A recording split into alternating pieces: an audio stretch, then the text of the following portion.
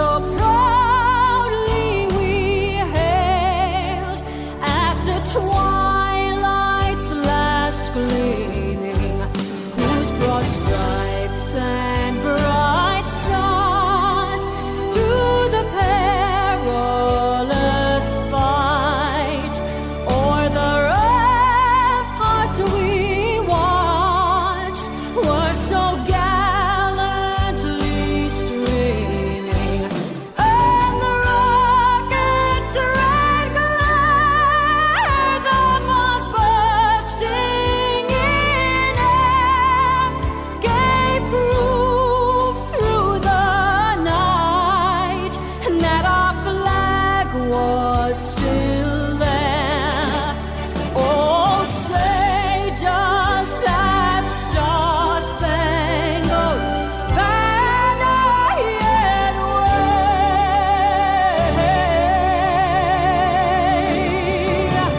o'er the land of the free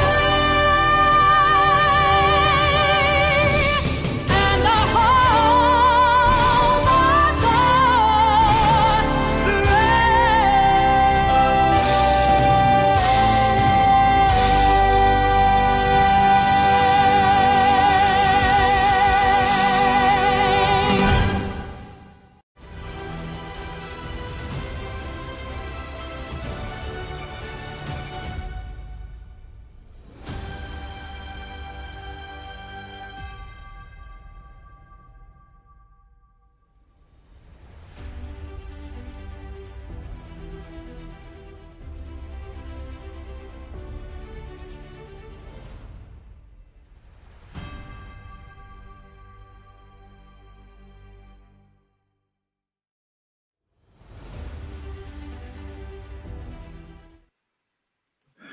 Good morning, good morning, good morning. How are you? Hold on, I got to turn the volume down on some of my devices.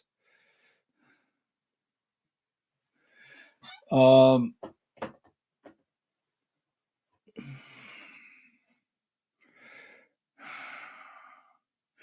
you know, Diane, that would be you, Diane. Pay attention. Hi, good morning. How are you?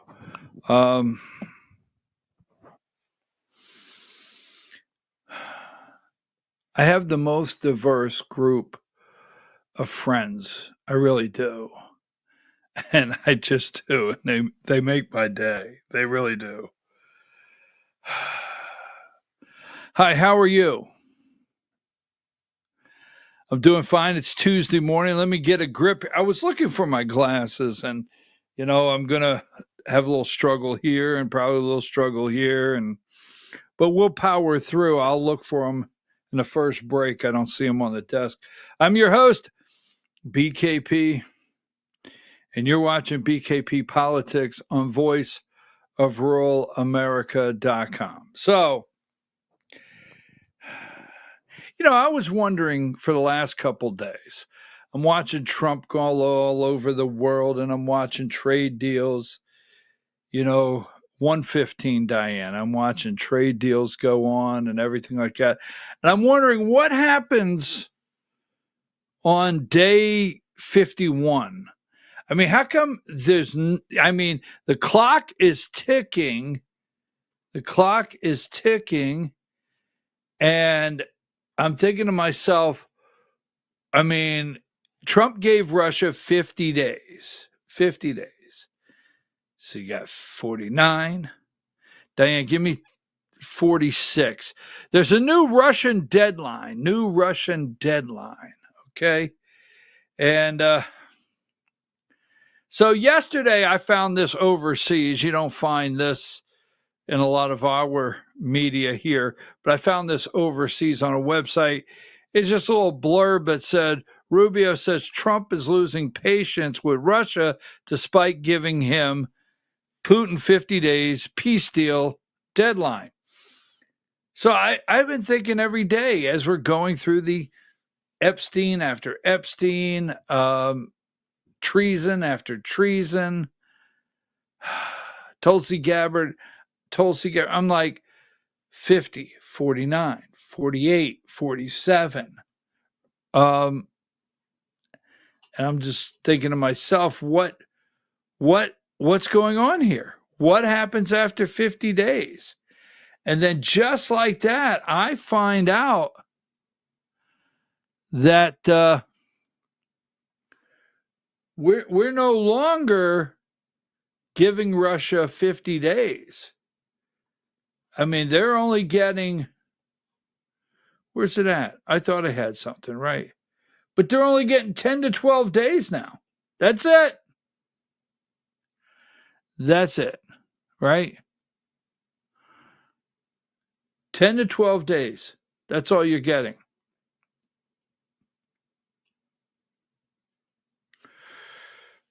Just saying. 10 to 12 days. So there's a new deadline between 10 to 12 days for Russia. We will see what happens. Take that down. Now, first of all, let's go here, right, at 1:14. It's extremely hot outside. So we just want people to be careful. Now, this is my favorite weatherman, Rodney Harris. Rodney Harris. I mean, how can you not trust a brother in a bow tie and glasses? I mean, bow tie, glasses, Rodney Harris, you got to be able to trust that. Just say. I like Rodney. I watch him every morning at 4:41. There he was. It's going to be extremely hot around the state again today. Stay hydrated, 113. I mean, I have been waiting for years to, make it. And Rodney is my favorite weather guy there. 3 o'clock today. Look at what the heat will be at 3. Just stay hydrated. Be careful outside, please. Very dangerous. So take that down. It's my daily weather report. It's the dog days of summer. This is not necessary. So we're going to get to everything that's out there. Epstein, once again, I didn't say anything. It wasn't me. But give me number. So Mike Collins launches his campaign, and this is already blowing up the internet in different circles of why, number 97. Representative Mike Collins in the 10th District launched his campaign for Senate. He is taken seriously, but his very first ad, not the ad, are you ready to ride? Let's ride. Mike Collins is ready to put the hammer down and get it done. Let's see, GEORGIA.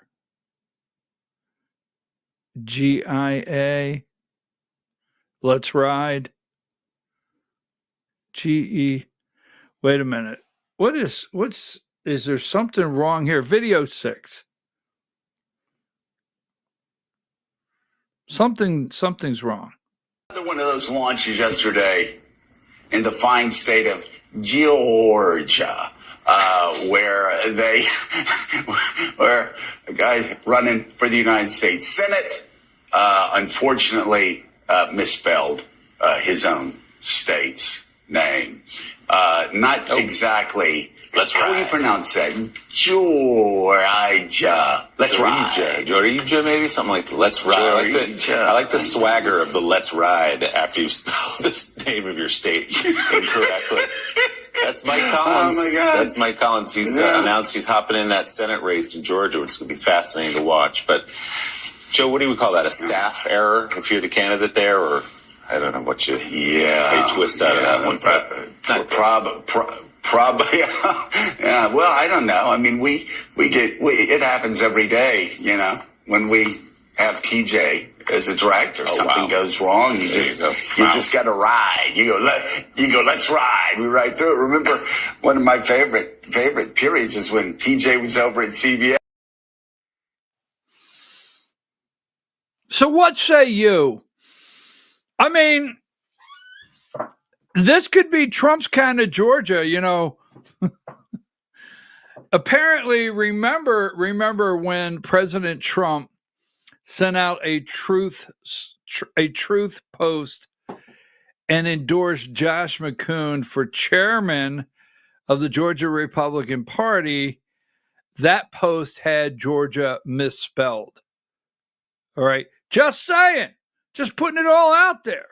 It's not for me to decide. Just putting it all out there. Georgia was misspelled when it's now misspelled. I mean, I think heads are going to roll. So anyhow, there you go. The misspelling of Georgia once again, and this time from Mike Collins, the candidate for Senate. Take that down. We'll get into much deeper into the Senate contest here in Georgia against Jon Ossoff soon. I want to tell you something, and I will discuss this in depth a little later, but give me 111. This is absolutely unreal. Now, Lieutenant Governor, running for governor, Burt Jones, he attended the ribbon cutting. School unveils $62 million football field in Beaufort, Gwinnett County, Beaufort. Give me 112. This is high school football. Friday night, school unveils $62 million football field. Wow.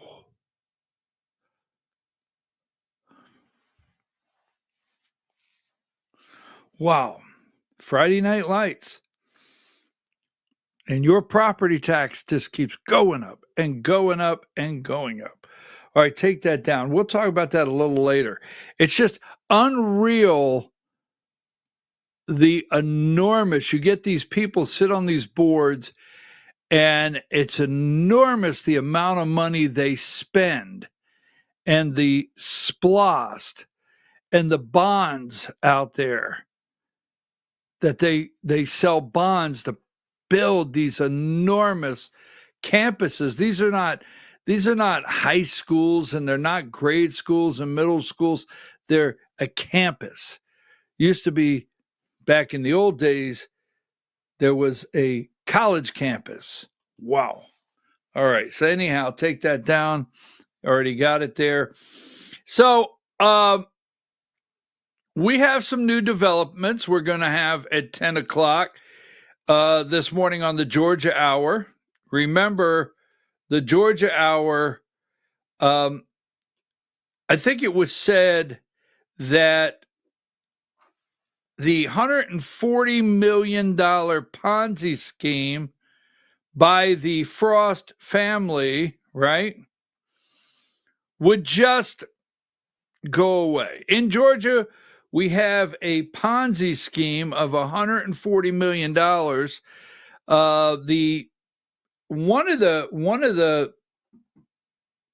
One thing that's tied to it is they contributed an enormous amount of money to the Georgia Republican Party. Alabama has an open investigation, the state of Alabama, and the Georgia Republican Party continues to accept the Frost family. Give me number 84. I mean, folks, we have, they're tied to the Georgia Republican Party, Inc., and the chairman doesn't like that, and he's trying to just let it go away. 93-year-old man says First Liberty founder needs to feel the pain over alleged Ponzi scheme. 93-year-old man, they got in Georgia for $1.3 million. $1.3 million. This is not going away, folks. A 93-year-old man, $1.3 million. Now, here's something I want to show you, and we'll talk about it at 10 o'clock Give me number 81. Secretary of State Brad Raffensperger has put up a questionnaire, right? First Liberty Building and Loan Investor Survey. So if you invested, this information will not be shared. We're going to show you the entire sheet. But if you invested in First Liberty Building and Loan, he wants you to take the following survey. We'll show you at 10 o'clock. Oh, by the way, this is not going away. This is going to go right into the 2026 campaign, and it'll be right there front and center in Georgia. So let me ask you a question. Go ahead and take that down.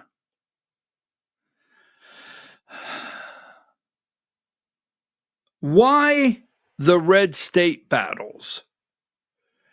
And I want to talk about that a little further in the day this morning. Why the red state battles? And I find it interesting because 2026, you do realize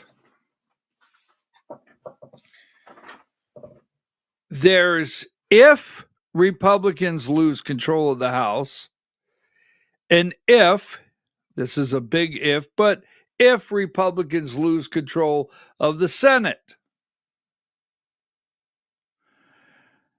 the final 2 years of the Trump administration will go one way. But if Republicans retain the House, the majority, and retain the Senate, the majority, the last 2 years will go a different way. Because let me say this. I've watched Donald Trump for years. I mean, all the way back in his Atlantic City days, all the way back when he used to fight with Mayor Ed Koch in New York. I mean, years ago, developing properties in Manhattan. And I've watched Donald Trump for years. And we all have watched Donald Trump go through what he has in Mar-a-Lago, the documents case, court after court, every single day, something happening in court, attempted assassinations, reports of foreign governments wanting to assassinate the guy. I mean, you can't do this in 2 hours. What all has and who has come after this guy? So do you think this? I want to ask the question. If Republicans can retain the House and Senate, do you think Trump will take the last 2 years to totally clean house in the deep state, not caring what happens in 2028, and if he's laying the groundwork for J.D. Vance? Do you think that? Do you think he'll take the last 2 years in office and play it safe to lay some nice groundwork for J.D. Vance and leave quietly? I just wonder, because this is going to be a big election. You hear it all the time, 2026. But I'm questioning why the red state, the breakdown in the red states. And I'll give you three. I'll give you 3 or 4. I might give you 6 or 7. We'll talk about Texas. All right. Cornyn, 30 years. Give me number 72. We're going to talk about all of these today. 72.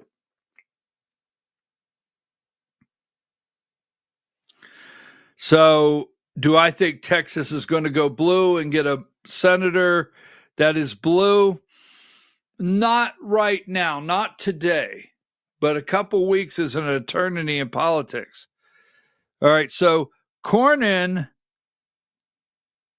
is, let's see,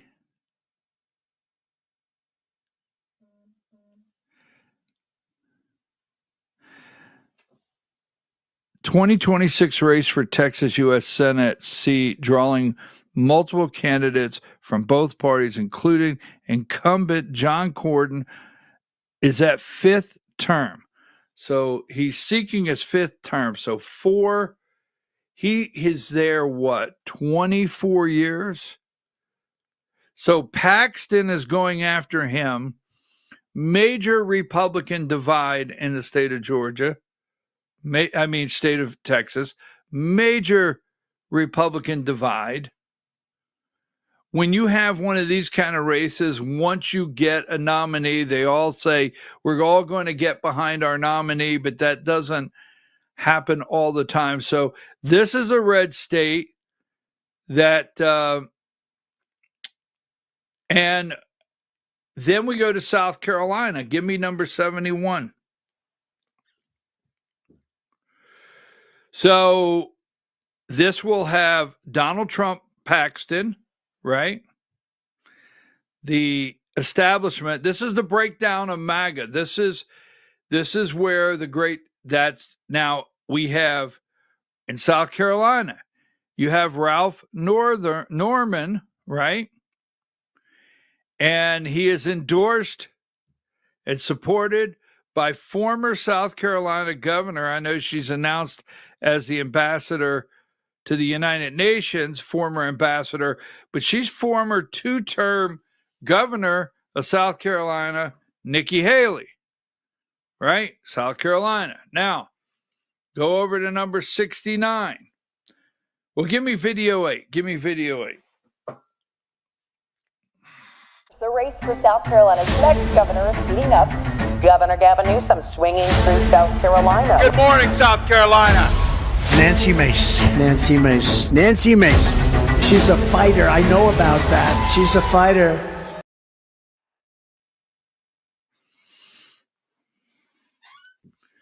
Now that has a lot of similarities to that teaser that Mike Collins put out just days when he was starting the engine to the truck, right, before the official announcement. So Nancy Mace will probably get Donald Trump's endorsement there in South Carolina. Is South Carolina going to have all the fun? Not only that, Lindsey Graham, we'll talk about it later, has an opponent, and not just, let's see where that's at.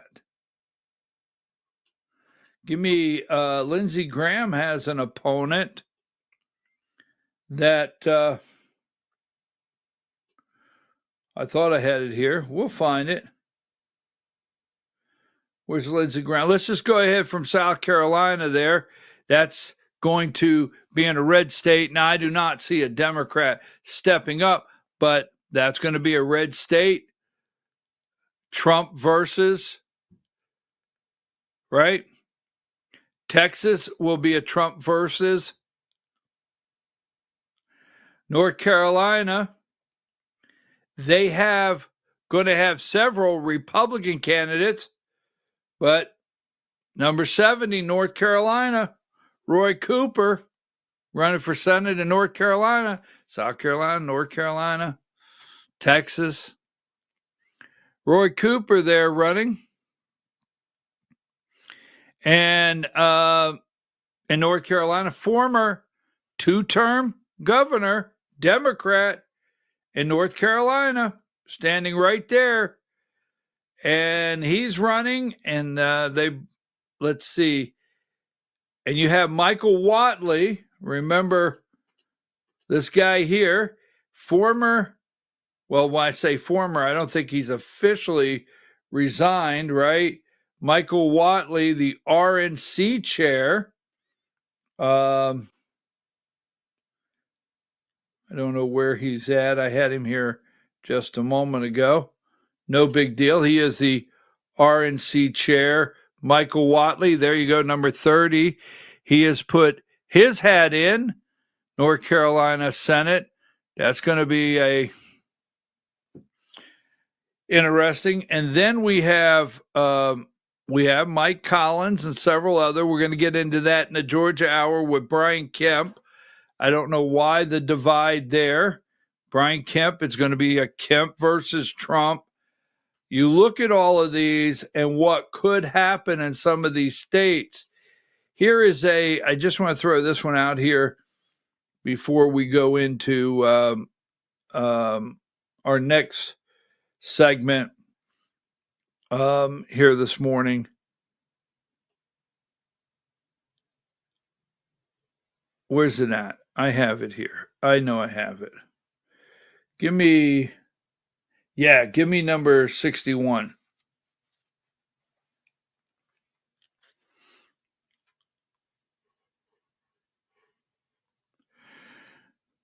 Project 2025 architect Paul Dans to challenge Lindsey Graham.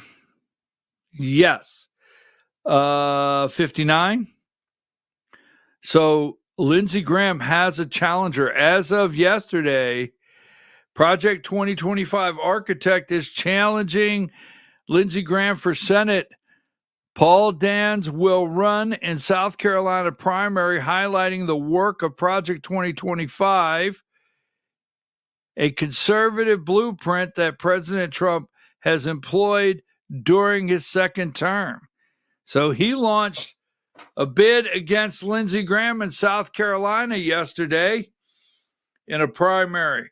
South Carolina, are they going to have all the fun? Really?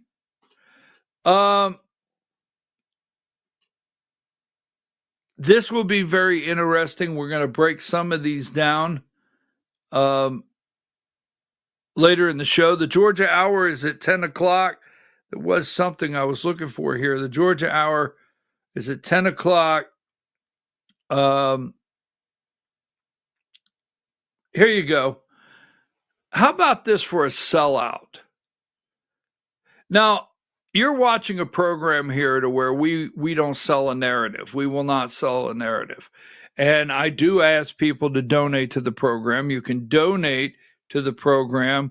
You can advertise your business, conservative media here on the program. You become a sponsor, advertise, or you can just flat donate to the program. But what you cannot do here is you cannot buy a narrative. And give me number 68.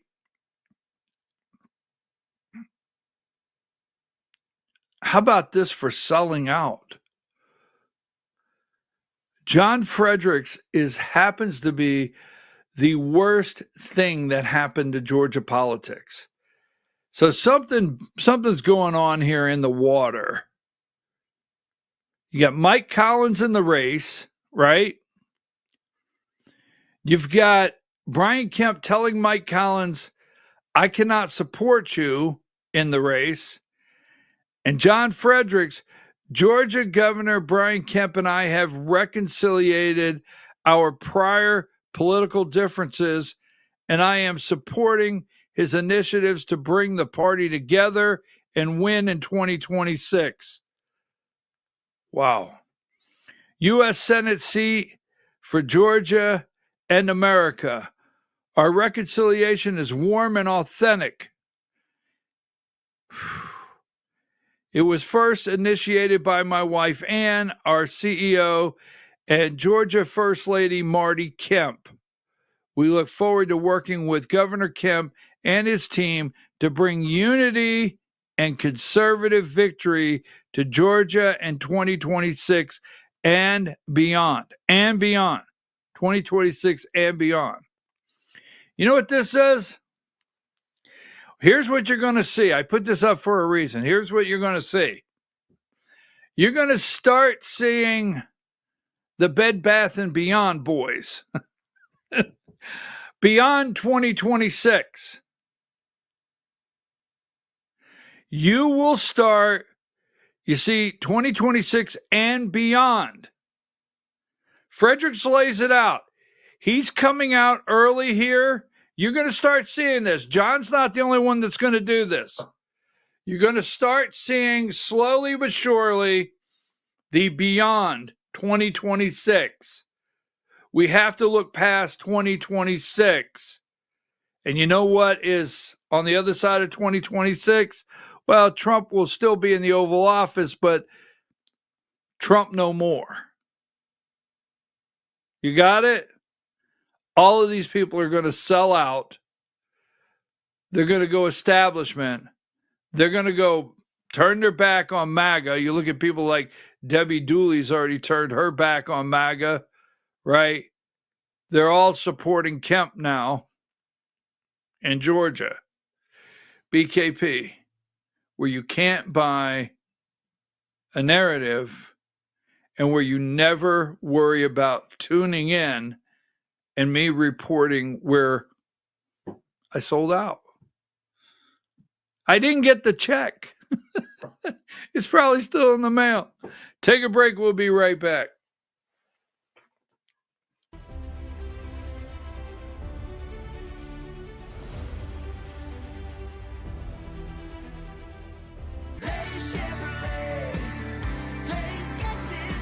At Days Chevrolet in Jasper, we're proud because for more than 65 years, we've built a legacy of trust for the families we serve. That's why 80% of our business comes from repeat customers and referrals. When you treat folks as well as we do, word is bound to get around. Days Chevrolet in Jasper, family first since 1959. Days Chevrolet, Days gets it done. Together, let's drive.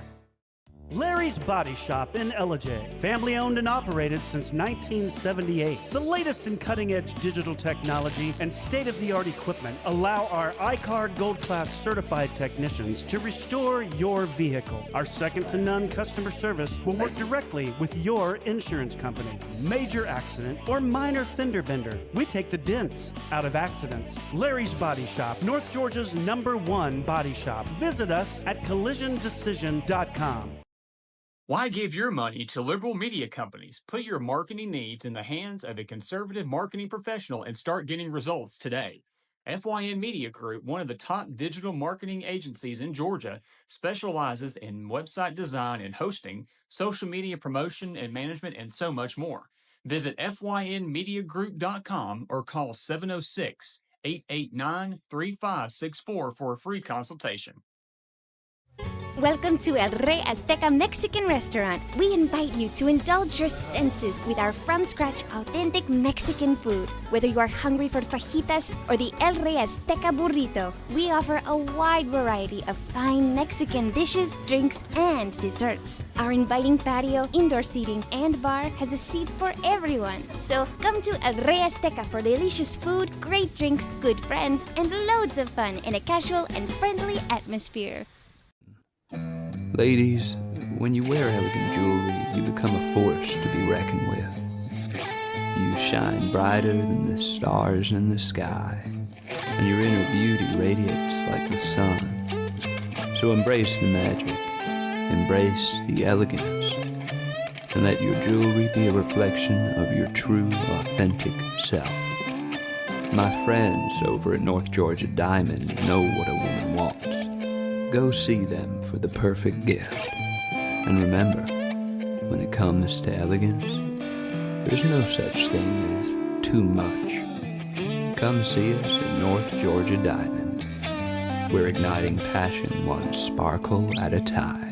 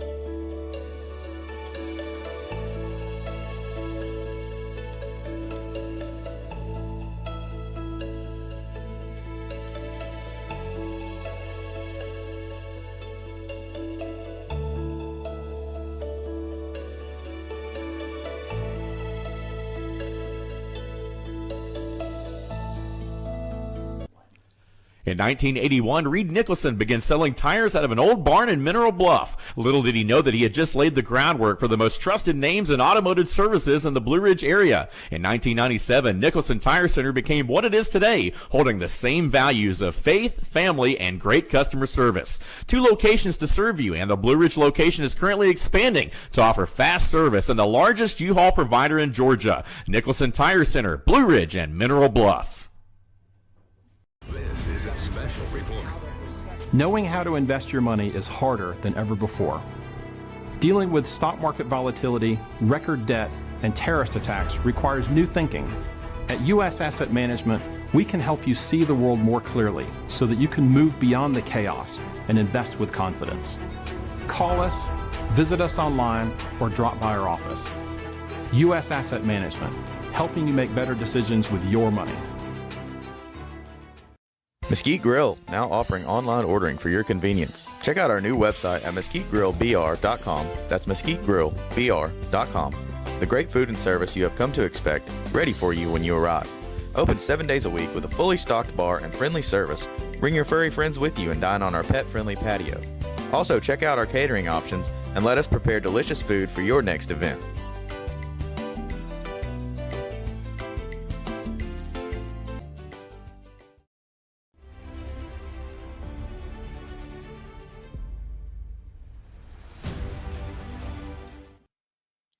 All right, folks. I'm your host, BKP. You're watching BKP Politics on voiceofruralamerica.com, Georgia hour at 10 o'clock.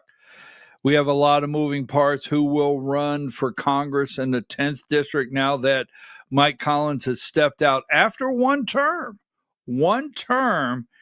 trying to make a run for the U.S. Senate. I had a big conversation with 3 or 4 people yesterday. South Georgia, Athens area, 9th district, 3 or 4 conversations yesterday. And I will tell you this, we're going to talk about it, but early on, people, and we don't know what will happen with this Derek Dooley from Brian Kemp, but early on, there's a thought that Mike Collins will be the nominee. He can win. He can win the primary. So I got a message from out of state yesterday. Tell me, what do you think about Mike Collins? All right. And I'm just going to say this. I mean, when someone goes from the House to the Senate, there's an immediate difference. Look it up. Tell me if I'm wrong, please, or tell me if there's a correction needs to be made. Not that I'm wrong. But didn't Marco Rubio go from the House to the Senate? Didn't he start out in the House of Representatives in Florida and then go to the Senate? Or did he go straight to the Senate? I think he went from the House. Could you please give me that? If I'm wrong, let's take it easy. But if I'm right, there's nothing more I enjoy than highlighting that. So let me know.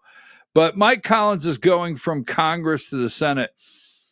There's a lot of talk. There's a lot of talk about can he win the general election? And we will discuss that. Only way I know to put it, I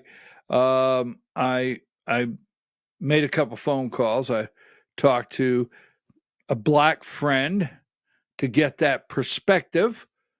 All right, you can attack me if you want. Oh my God, I have 2 black friends. Oh wow, that's the kind of day it's going to be around here. But I wanted some perspective. All right. So I've talked to a lot of people.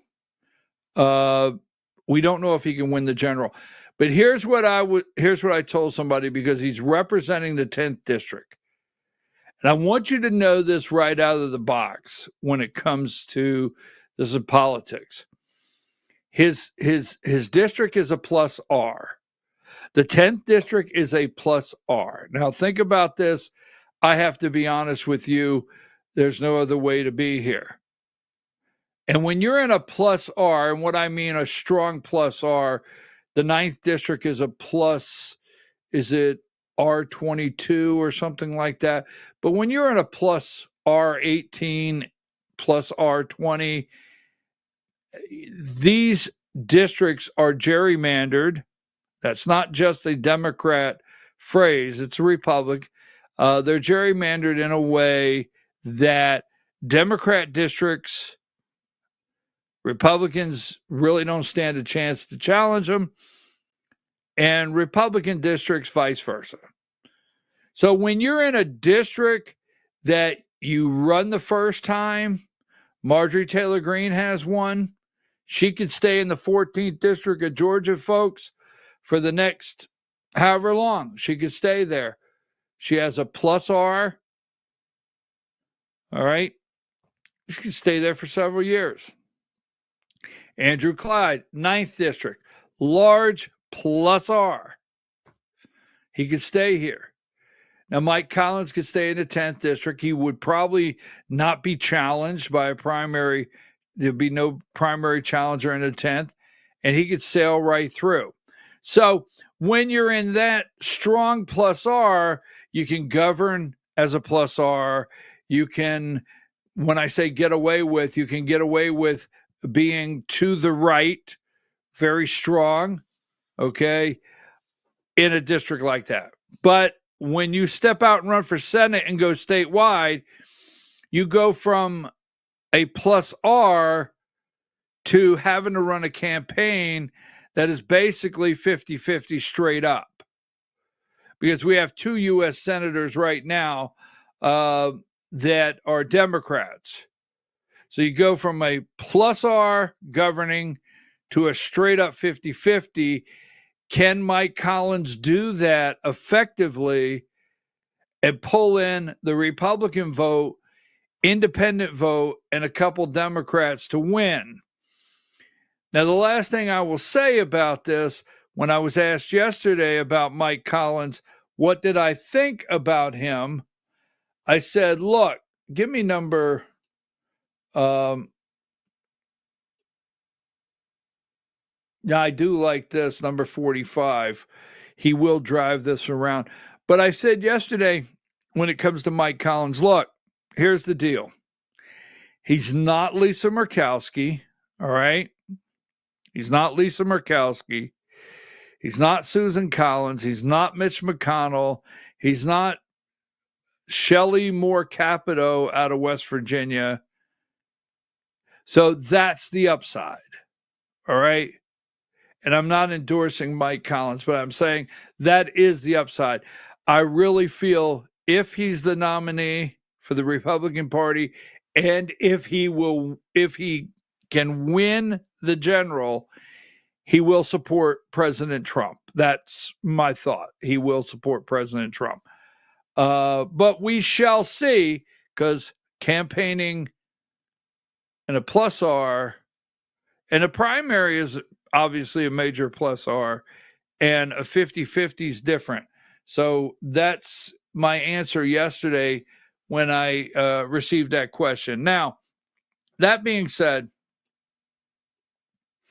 so yesterday, President Trump, he's over at, well, give me video 1. Could I just interrupt for 1 second? Are you still talking about Jeffrey Epstein? This guy's been talked about for years. No, it's you. It's you. You need to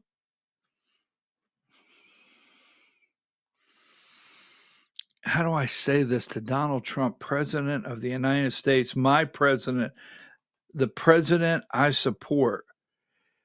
Shut the hell up. 109, please. I mean, something.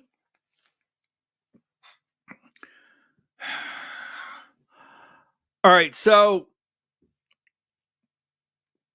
I get messages, Trump is deep state. Now relax. Somebody's going to cut that out. But I get messages, Trump is deep state. All right. Folks, let me just say this to you. As far as the deep state in America is concerned, this is it. This is it. Okay. You're watching already. I've showed, I have come on this show if you've been here for months, and I told you how many months ago that you're watching the demagnification of America.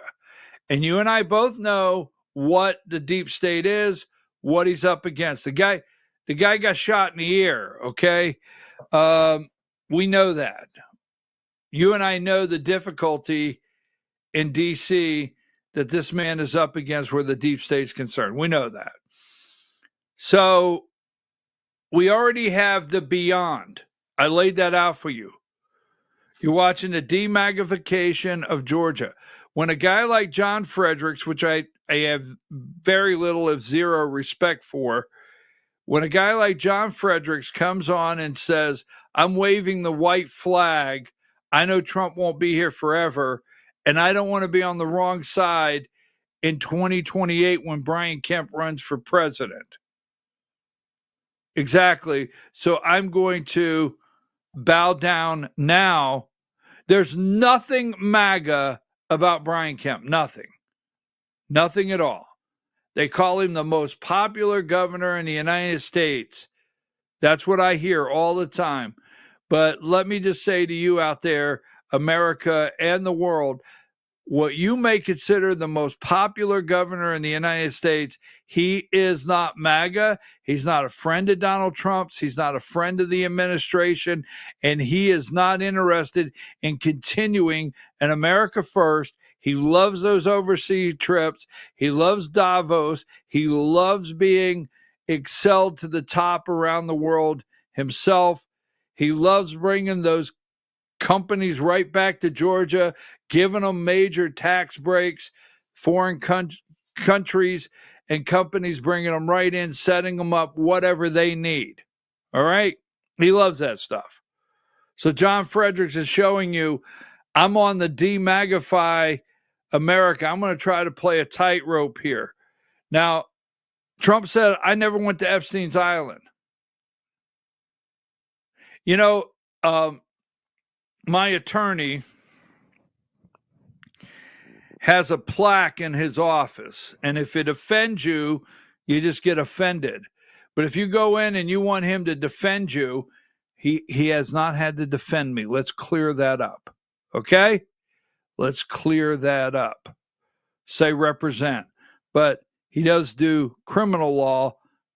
He's not defended me. God knows who's going to run with that, right? But he's got a plaque, and it has the 5 things, the 5 requirements from you as a client for him to represent you, defend you, or whatever. And there's 1, 2, 3, 4, and the 5th one is shut the F up. That's exactly what it says, quote, shut the F up. So I don't understand. I really don't understand what's happening here and why he continues to talk about it. Because 1, it's not a privilege, right? No, it's not a privilege. Give me number 107. I've never had the privilege of going to the island. I mean, I'm thinking to myself, all right, is this a play on words, Mr. President? Because I don't think I would say privilege when it comes to Epstein. So we're not going to spend a lot of time, but over in Scotland, they decided they're going to continue to ask the questions. Now, we all know why they continue to push and ask the questions. They want it to be town hall material. They don't want anyone talking about Tulsi Gabbard, Obama, none of that. And so let me give you a couple here. I want to talk about these Senate seats. Just a minute.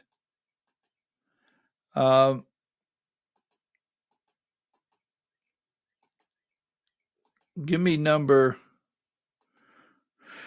That's not the one I want.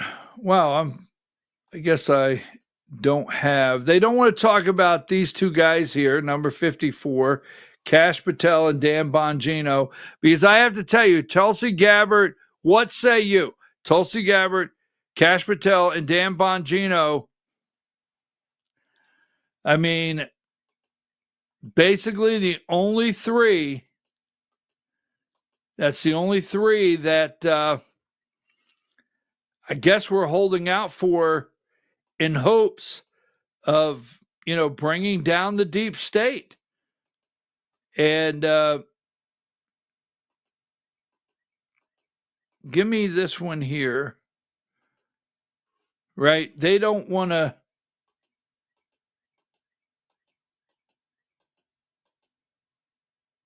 Give me number 18. They don't want to start going down this road here. Number 18. Did Jake Sullivan commit perjury, email, reveal, lie on Trump? They don't want this right here. Number 5, James Baker and the entire FBI team meeting with Sussman.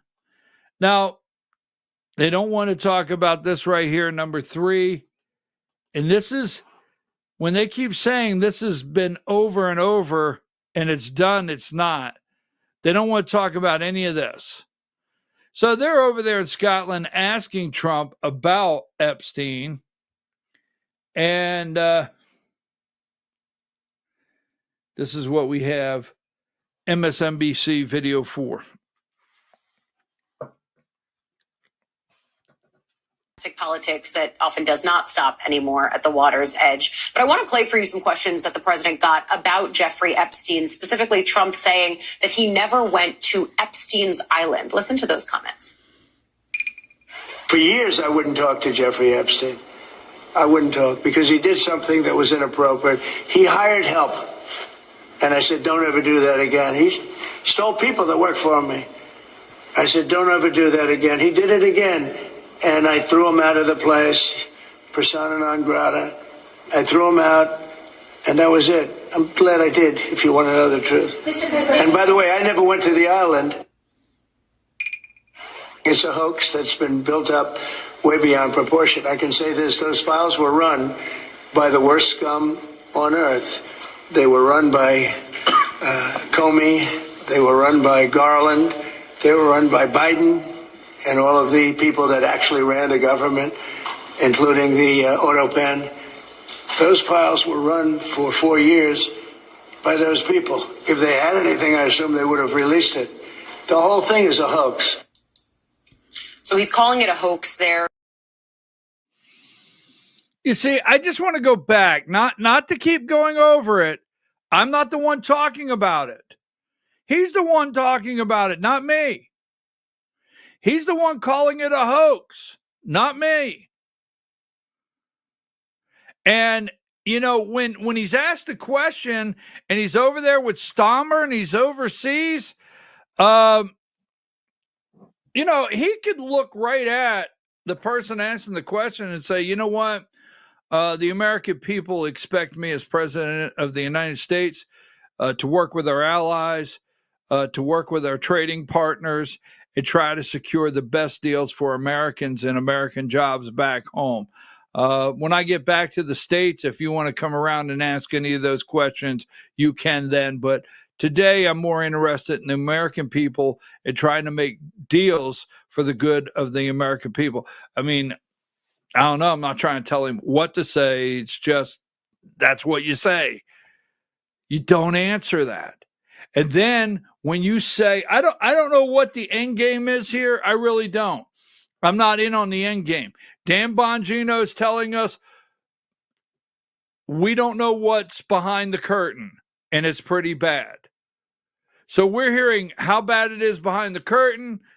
They're revealing stuff every day. Then you've got Lindsey Graham. You got them wanting a special counsel. Bullshit. No. Arrest. You do not. You have enough to get a warrant. Let me tell you something. I've seen enough crimes that where they didn't have hardly anything at all. I watched the law. Okay? They have hardly anything, and they get a warrant. No, we don't need a special counsel. That day, I remember. Do you remember the special counsel or the investigation into Benghazi? Do you remember that? Bringing Hillary in that day? I'll never forget it. And still to this day, Ambassador Stevens was drugged through the streets, and 3 other Americans was drugged through the streets like an animal in Libya.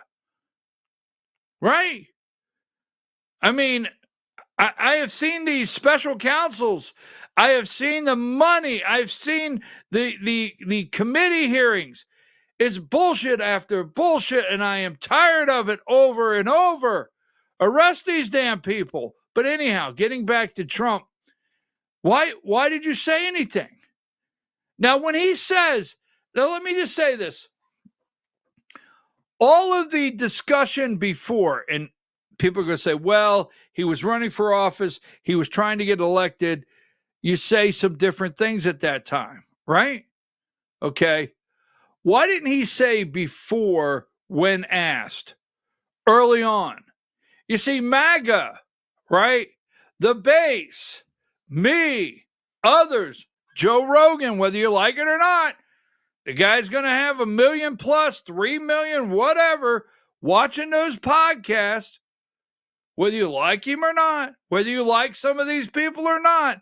They've got connections, and people are paying attention, and they're voters. Why didn't you say when Joe Rogan, why didn't you say when these TV interviews came up and they said, are you going to release the Epstein files? Why didn't you say on that day? If you'd have said on that day, you do realize, although it's pretty damaging material, how can we trust what's there after we left it in the custody of Comey, all right? Epstein left it in the custody of Comey, Merrick Garland, Brennan, Clapp, all these people. We left this in the custody of Biden and the biggest crime syndicate in American history. We could look at releasing it, but I have to tell you right up front, I don't see how it could be trusted. And do you not realize if something was in there, it would be out? That opportunity would have grabbed me. I mean, I have to say that you would have people like Joe Rogan saying, but you screwed up. I mean, it was coming out. You had it on the desk. It'll be out tomorrow. Here's the binders.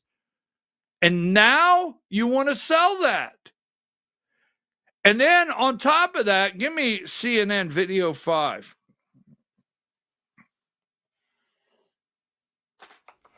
For years, I wouldn't talk to Jeffrey Epstein. I wouldn't talk because he did something that was inappropriate. He hired help. And I said, don't ever do that again. He stole people that worked for me. I said, don't ever do that again. He did it again. And I threw him out of the place, persona non grata. And by the way, I never went to the island. And Bill Clinton went there supposedly 28 times. I never had the privilege of going to his island. And I did turn it down, but a lot of people in Palm Beach were invited to his island. So he poached the cook? That's what he did inappropriately? Inappropriate? Like raping and setting up young girls? Ghislaine Maxwell setting up young girls and possibly world leaders, possibly people in politics, Hollywood, billionaires, Bill Gates, possibly, right? Possibly Bill Clinton with underage 14-year-old girls. That's what he did. That's why you're not friends. Now, I have to tell you, there's days where Donald Trump does things that I'm like, okay, I mean, really? That's why you threw him out? I mean, you meet him at the front door and you say, look, you low-life piece of garbage. I know what you did. I don't know if you'll ever go to prison for it, or when you die, you'll go to hell for it. I know what you did. I got granddaughters in here. I got people here that have grandchildren. I got people here that got young children. I'm not loading a piece of garbage like you, but you kicked him out because he poached a cook? I don't know. Am I wrong here? Is there something mysterious that is about to happen? Because every time Trump does something like this, and I say what I'm saying now, I start getting the messages, oh, this is all going to get tied up. This is going to get tied up soon. I don't know. So he's the one still talking about it, not me. I would have said right there, yeah, Bill Clinton's been, I haven't had the privilege. I mean, is that code for something? I mean, the cook, is that kind of like a Pizzagate kind of thing? I don't know. Were you speaking in code? I'm serious. I want to know, was that speaking in code? He poached a cook. He came here one time. He hired the valet guy out front. And I said, you ever do that again, you're out of here? And then you say privilege to go to the island? I was invited several times, but I didn't go. Why didn't you go? Did you know what was happening on the island? Have you heard stories? You're going to tell me throughout the years that a guy like Donald Trump, of all people, never heard the Epstein stories.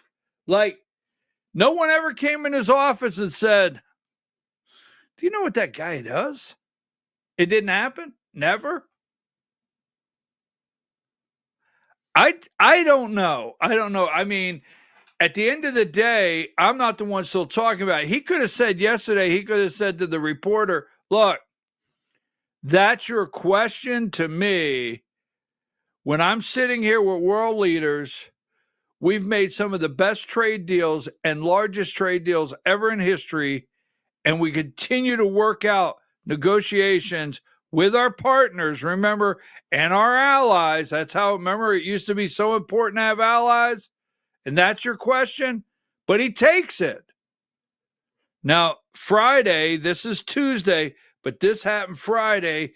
And, I wanted to show you CNN, and I'll tell you why. I'll tell you why, because I wanted to show you the deep state corporate corrupt media. They come out at 5 a.m. This is the narrative they're going to try to run.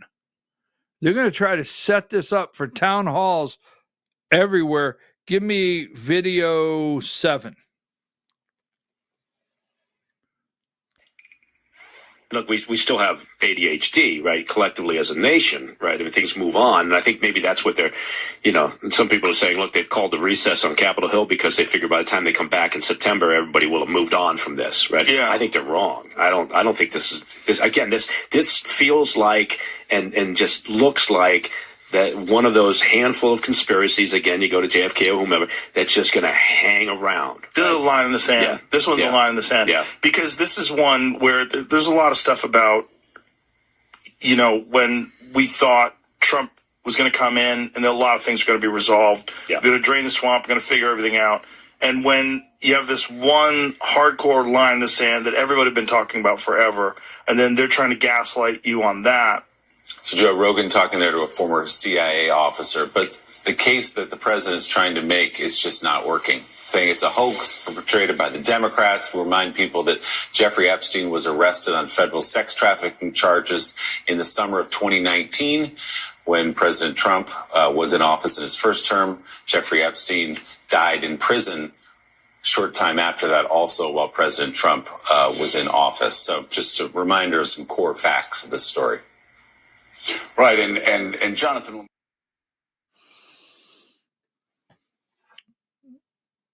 Trump's still talking about it. Video one. Could I just interrupt for 1 second?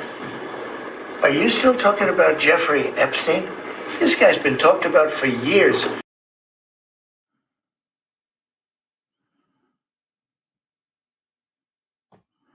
You're the one still talking about it. You're the one that said he poached the cook at Mar-a-Lago. I don't know if it was a cook, right? I told him, you try to hide, you're out of here. That's real inappropriate. Real inappropriate. You don't come to my place to visit as a guest and try to hire the cook or the concierge. Did I get that? That was pretty good. You don't do that. And that's what you say? So I don't know. You tell me. Video 2, my favorite video. You know my favorite video 2. If you talk about this, I'm going to excommunicate you. Well, you're not the Pope, bro.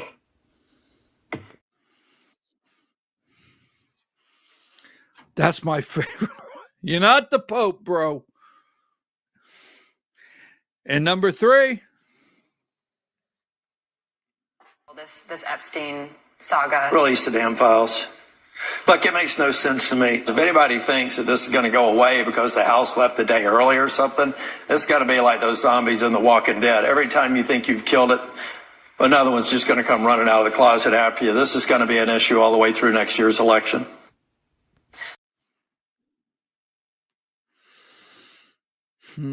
Tillis, North Carolina, not running for re-election. Release the damn files. This is going to be an issue all the way through the 2026.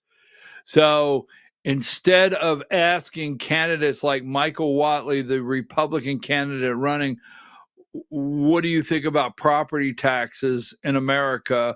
What do you think about the things that really affect my life on a day-to-day basis? You're going to have those reporters, because Trump keeps answering the question and calling it a hoax. Mr.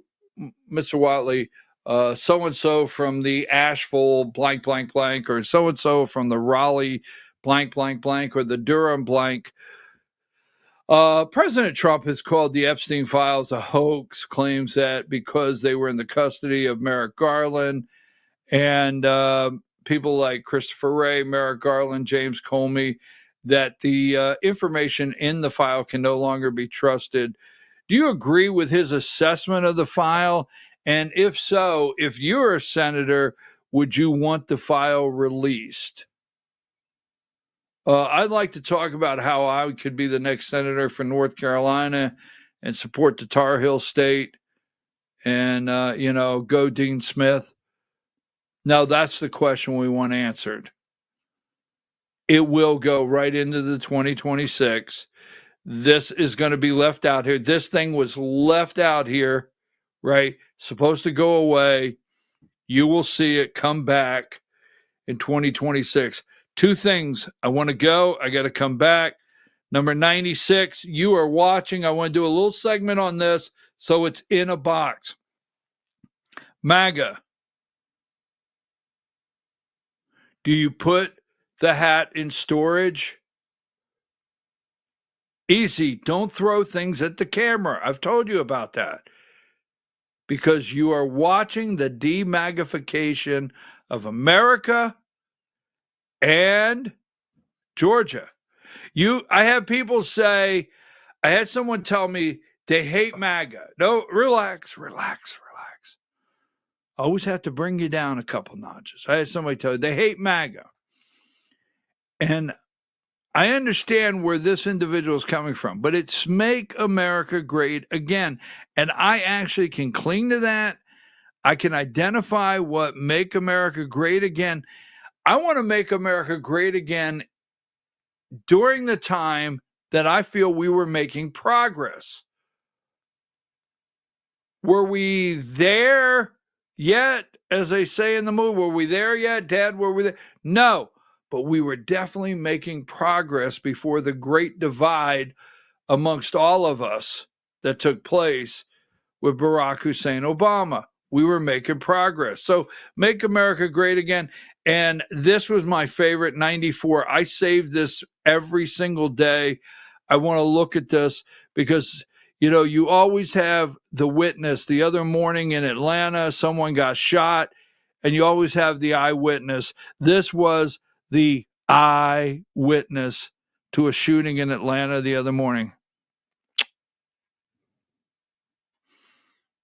I like it. And don't forget, when all hope seems gone, 92, you can always go and hear Candace Owens saying that Bridget is a man. You can, right? Don't forget that. And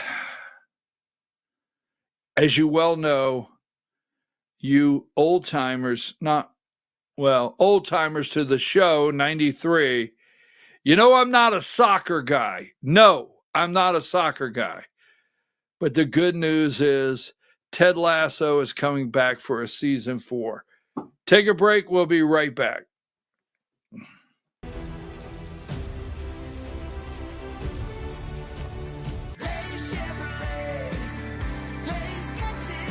At Days Chevrolet in Jasper, we're proud because for more than 65 years, we've built a legacy of trust for the families we serve. That's why 80% of our business comes from repeat customers and referrals. When you treat folks as well as we do, word is bound to get around. Days Chevrolet in Jasper, family first since 1959. Days Chevrolet, Days gets it done. Together, let's drive. Larry's Body Shop in Ellijay. Family owned and operated since 1978. The latest in cutting-edge digital technology and state-of-the-art equipment allow our iCard Gold Class certified technicians to restore your vehicle. Our second-to-none customer service will work directly with your insurance company. Major accident or minor fender bender, we take the dents out of accidents. Larry's Body Shop, North Georgia's #1 body shop. Visit us at collisiondecision.com. Why give your money to liberal media companies? Put your marketing needs in the hands of a conservative marketing professional and start getting results today.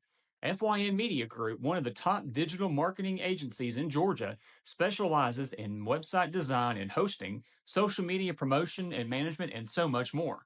Visit FYNmediagroup.com or call 706-889-3564 for a free consultation.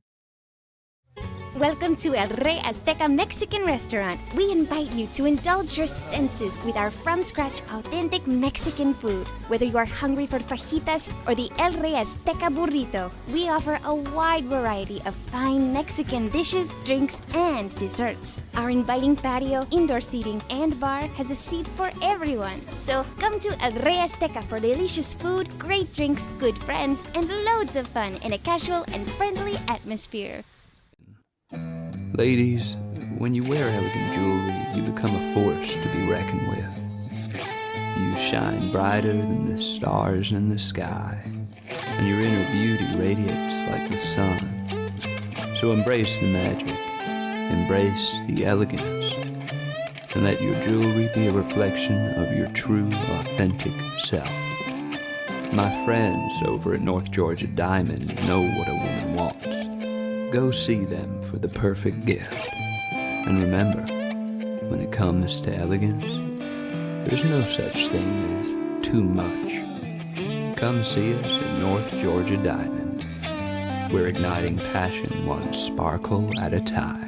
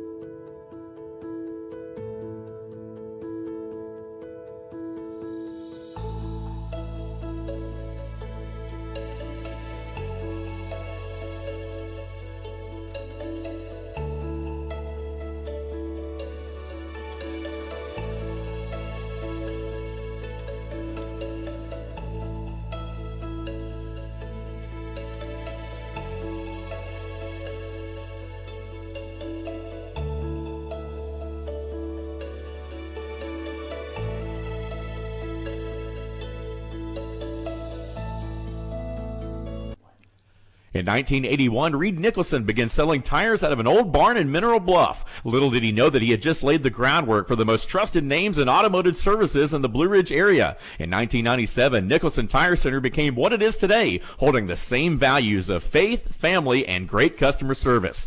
2 locations to serve you, and the Blue Ridge location is currently expanding to offer fast service and the largest U-Haul provider in Georgia. Nicholson Tire Center, Blue Ridge, and Mineral Bluff. This is a special report. Knowing how to invest your money is harder than ever before. Dealing with stock market volatility, record debt, and terrorist attacks requires new thinking. At U.S. Asset Management, we can help you see the world more clearly so that you can move beyond the chaos and invest with confidence. Call us, visit us online, or drop by our office. U.S. Asset Management, helping you make better decisions with your money. Mesquite Grill, now offering online ordering for your convenience. Check out our new website at mesquitegrillbr.com. That's mesquitegrillbr.com. The great food and service you have come to expect, ready for you when you arrive. Open 7 days a week with a fully stocked bar and friendly service. Bring your furry friends with you and dine on our pet-friendly patio. Also, check out our catering options and let us prepare delicious food for your next event.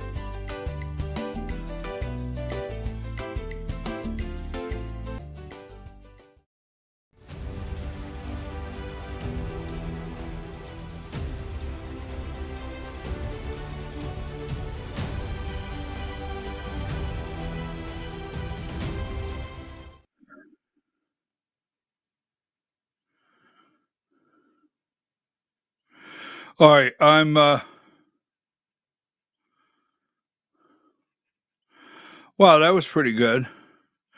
I appreciate you guys send me so much stuff. I'm your host, BKP. You're watching BKP Politics on voiceofruralamerica.com. I had to go find my glasses, so I went to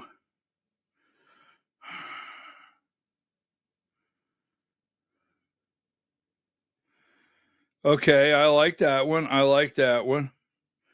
I do like that one.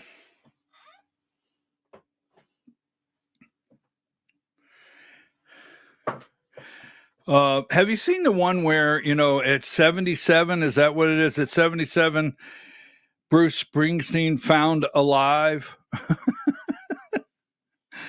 All right, I'm your host, BKP. You're watching BKP Politics on voiceofruralamerica.com. Good morning, Diane. How are you? Now, the Georgia Hour at 10 o'clock. All right. I'm going to give you a lot of information, and we cannot do every article that's out there. I can lead you to the articles to go read them. They're deep, but the tied to the Georgia Republican Party, patriot economy, using Christianity as a hook to pull people in and steal their money. The Ponzi scheme of First Liberty Building and Loan that the chairman, I was told, I usually average about 5 calls a day where they're pretty deep around the state, different people. And I was told the other day that the chairman of the Georgia Republican Party, Josh McCoon, when asked, I can't quote this. This is not a quote. Don't put it in air quotes, okay? When asked, hey, what do we do about this? Just ride it out. It'll go away soon. Well, I can tell you somebody that's not going to let it go away. I'm just reporting.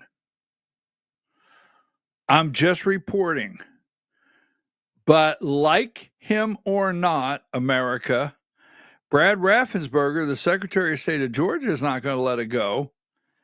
And the news networks are not going to let it go. They're running 3-minute news stories on this left and right at night. They're finding the 93-year-old guy that they stole over $1 million from. Yeah, it's pretty bad. 90-some years old. I told someone yesterday, wait a minute. I'm supposed to be the criminal. I mean, I'm really getting upset here. I'm supposed to be the villain of the Georgia Republican Party. So when you look up Georgia Republican Party and you go down to villain, that's supposed to be me. How dare you, Frost family, take my villain status away? I don't know why I did that. But, so, yeah. I was talking to someone yesterday and I said, these people are stealing from grandma and grandpa. And then, last night I was sitting outside. Don't try this at home, kids. Do not try this at home. But I was sitting outside smoking a cheap cigar, and I read an article where they took like $1.3 million from a 93-year-old man. 93 years. All right, so that's at 10 o'clock, the Georgia hour. Now, demagifying Georgia, demagifying America. We've talked to it over and over.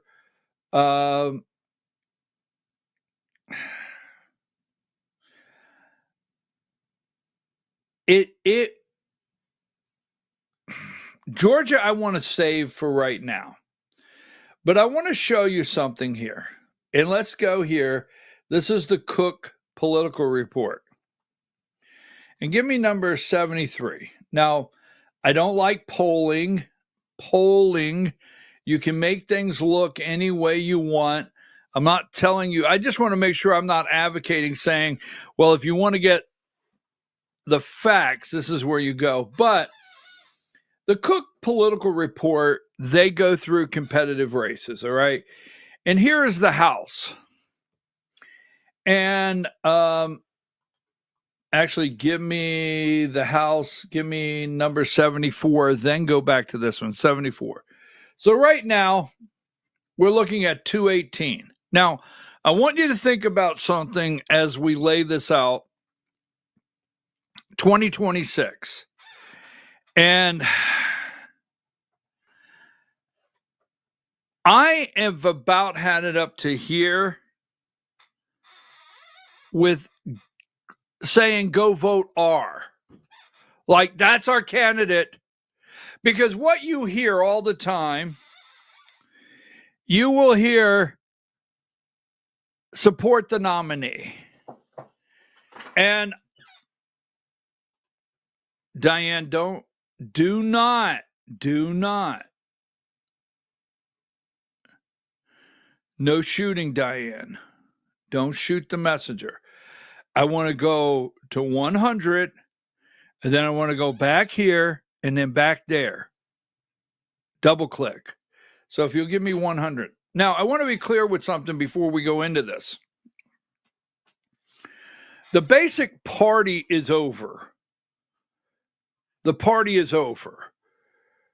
There's nothing alarming here. Now, the only reason that the GOP is showing a 54%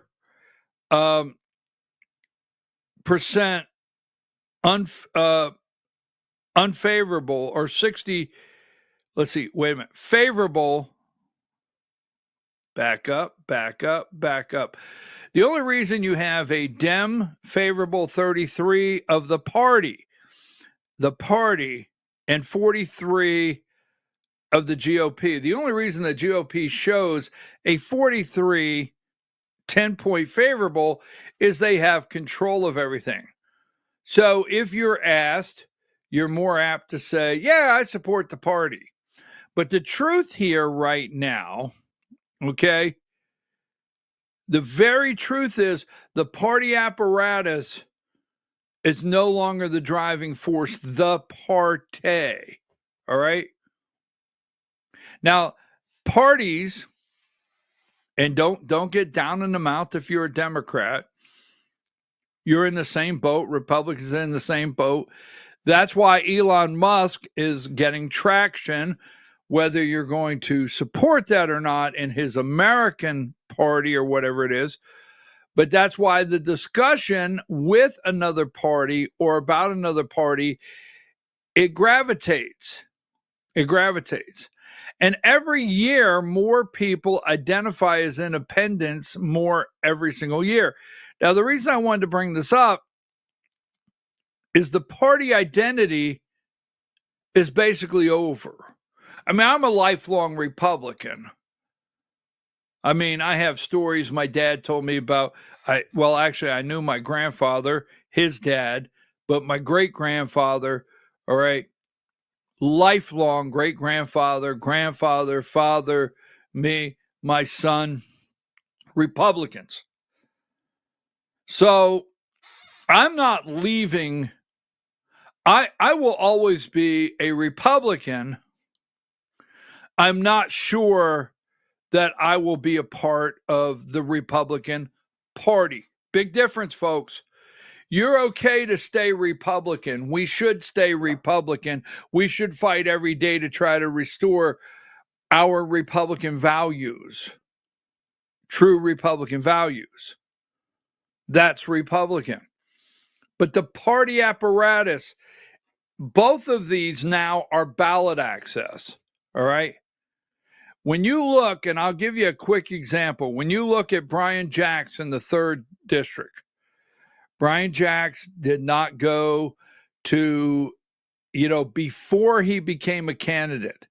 Now, when he became a candidate for 3rd District, he went to the party meetings. He was a speaker at the party meetings. He was a speaker at the different Republican events as a candidate. But before that, he did not cut his chops in the party per se. Didn't cut his chops in the party. Before he became a candidate, he wasn't showing up at every Republican Party meeting. He wasn't showing up at the district meetings. He was not a chairman of a local county. No. Same thing. It was ballot access. Same thing, Marjorie Taylor Greene in the 14th. And I'm not knocking these people. Same thing, Andrew Clyde, Mike Collins in the 10th. On and on. Right? Buddy Carter in the 1st. These people do not cut their chops.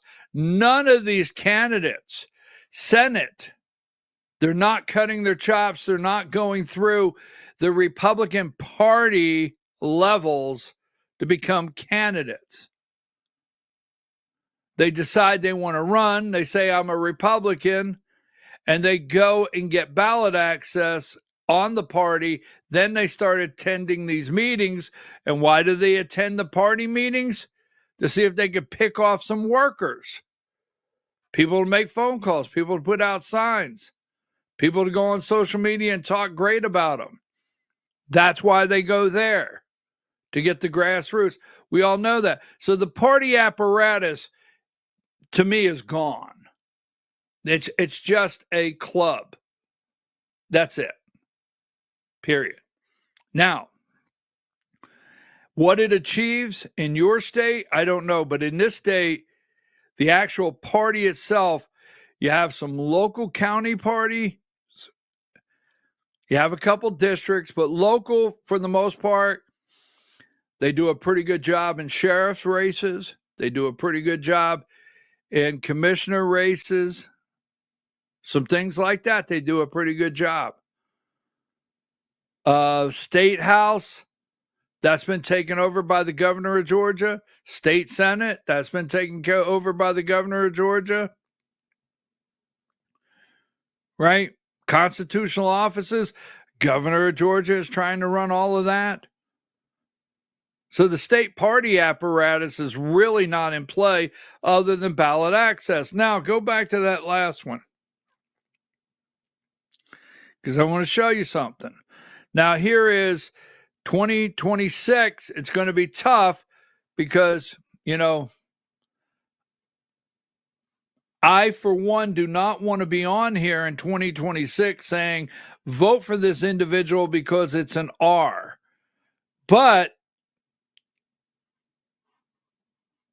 Donald Trump will pay the price, and you, the American people, will pay the price the very minute these switch. So here is 218, the red mark in the middle, all right, is the majority we need. You got your solid Democrats, your light, likely, your gray area there in the middle is toss up, light Republican now, and you have your toss up. So let's go now back to 73 in the House. So you got your likely Democrat all over here to the left. Now, lean Democrat. Remember, we only have a house full of a house full of hand seats. Woo. We only have a handful of House seats. A handful. That's it. We've got House members like, which Nancy Mace, many of these will go back as Republicans, but look at that second one right there, the open seat, Don Bacon, Nebraska 2, Omaha.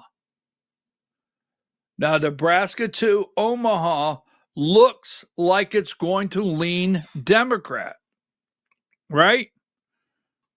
Now, Democrat toss-ups. You got 2 in California. They're showing these are Democrats. There are 2 in California, 1 in Maine, 1 in North Carolina, 1 in New Mexico, 1 in New York, 1 in Ohio, Texas, Washington. These are Democrat toss-ups. Now, let's go to the far right, likely Republican. You see everybody that's going to stay red. Lean Republican, lean. You don't see any Democrats right here.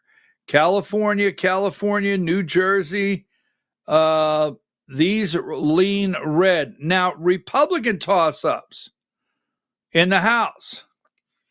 2 in Arizona, 1 in Colorado, right?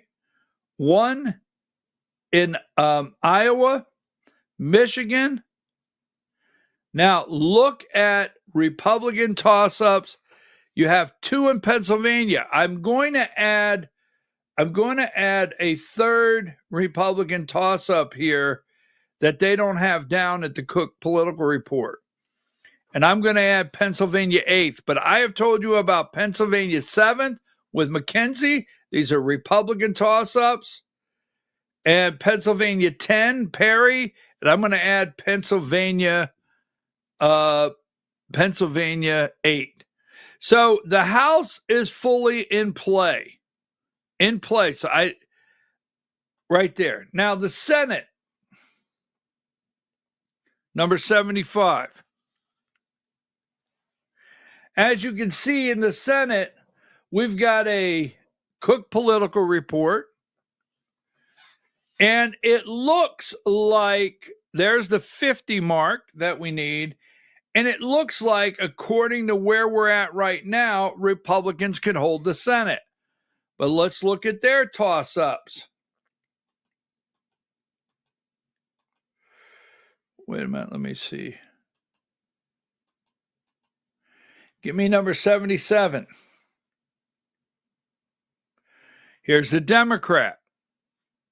You have the solid Democrat, likely Democrat, lean Democrat. Now, they lean Democrat, but we have Minnesota and New Hampshire. We have 2 open seats that lean Democrat. But the toss-ups on the Democrat side is Gary Peters. I'll show you that in Michigan because it's open. And John Ossoff. This is a chance to pick up. Now, this is as of yesterday. Before this is before Roy Cooper got in a race in North Carolina. But there you go, Ossoff. Now, give me number 78.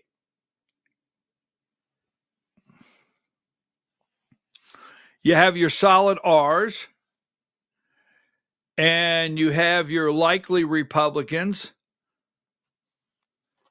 I am concerned about Texas. I have my eye on Texas. But lean Republican is Collins, And the toss-up here is North Carolina over here on Republicans. So Republicans look good to hold the Senate. But I'm telling you right now, we have a MAGA split that is going to define, it's going to be a Donald Trump in the midterms versus the establishment. Where will he go when it comes to Lindsey Graham? Now, give me this one right here. Right here, 76. This is a pickup that we could make in Michigan. Peters is out. All right. Open Senate seat put Democrats in defense in Michigan. Gary Peters is retiring. Democrat. I say they stole the Senate seat in Michigan. Was it Rogers? Was it Mike Rogers in Michigan they stole the Senate seat from and gave it to Schlotkin, the presidential race? So they know Peters is a real toss-up there in Michigan. So we're getting ready to see some matchups that are pretty unusual. And you got Whatley, number 30.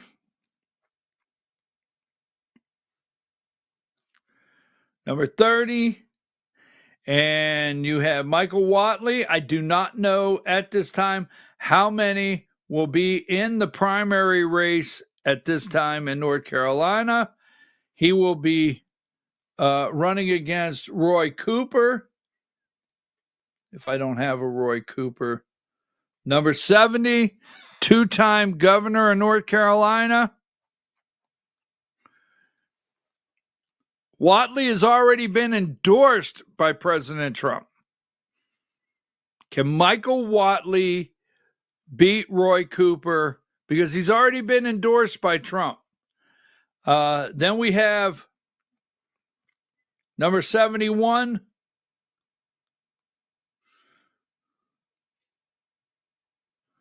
We've got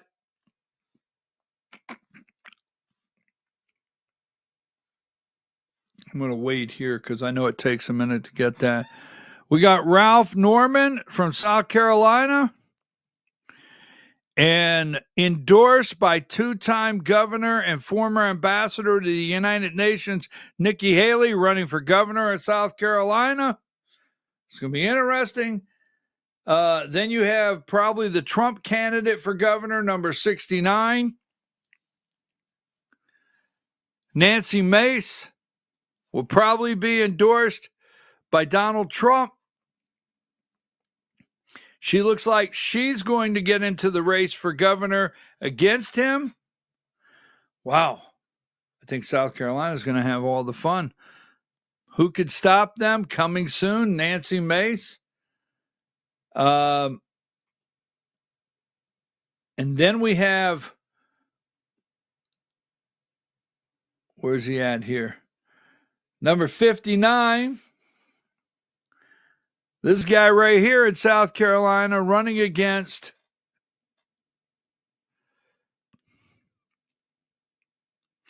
Project 2025 architect is challenging Lindsey Graham for Senate.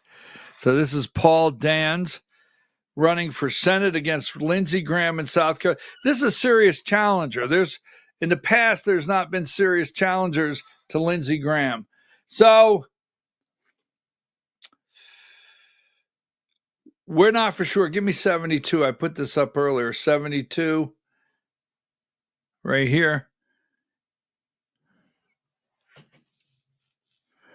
Texas, Cornyn, 24 years running against Ken Paxton. So when this is over, do you think the 24-year guy that has got the real establishment cred, Cornyn, if he loses to Paxton in the primary, you think this guy's going to get out and campaign for Paxton? Do you think he's going to tell his people and his supporters to get out and campaign for Paxton? Or do you think they're going to just sit it out? You're going to see a lot of things happen in 2026. Are they just going to sit it out? And I want to take a break. I want to come back and I want to talk about one other thing before the Georgia Hour. I need one more segment before the Georgia Hour. Take a break.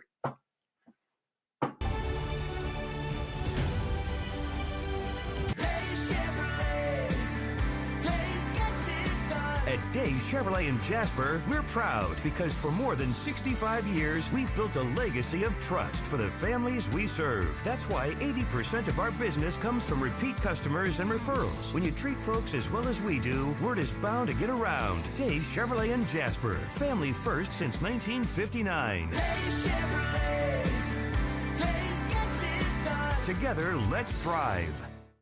Larry's Body Shop in Ellijay. Family owned and operated since 1978. The latest in cutting-edge digital technology and state-of-the-art equipment allow our iCard Gold Class certified technicians to restore your vehicle. Our second-to-none customer service will work directly with your insurance company. Major accident or minor fender bender. We take the dents out of accidents. Larry's Body Shop, North Georgia's #1 body shop. Visit us at collisiondecision.com.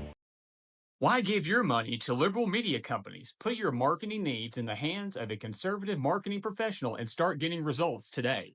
FYN Media Group, one of the top digital marketing agencies in Georgia, specializes in website design and hosting, social media promotion and management, and so much more. Visit FYNmediagroup.com or call 706-889-3564 for a free consultation.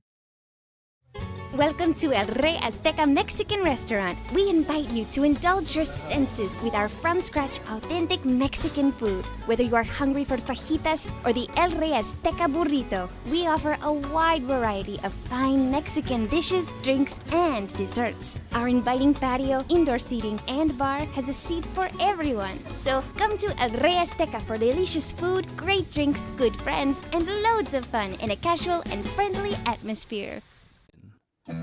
Ladies, when you wear elegant jewelry, you become a force to be reckoned with.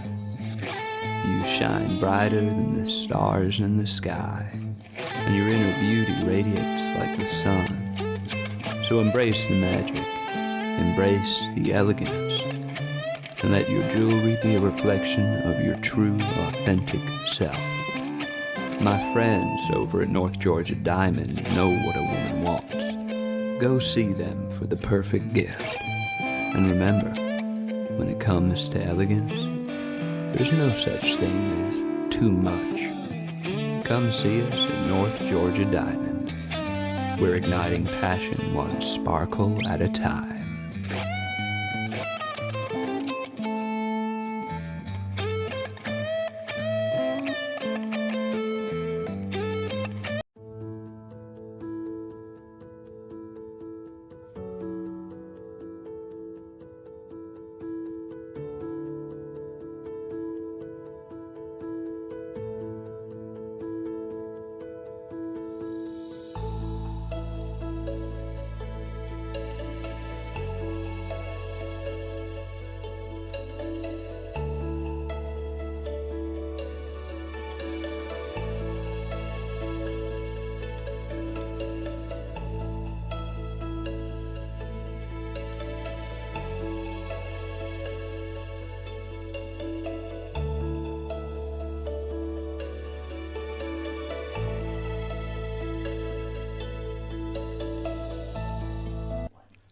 In 1981, Reed Nicholson began selling tires out of an old barn in Mineral Bluff. Little did he know that he had just laid the groundwork for the most trusted names in automotive services in the Blue Ridge area. In 1997, Nicholson Tire Center became what it is today, holding the same values of faith, family, and great customer service. 2 locations to serve you, and the Blue Ridge location is currently expanding to offer fast service and the largest U-Haul provider in Georgia. Nicholson Tire Center, Blue Ridge, and Mineral Bluff.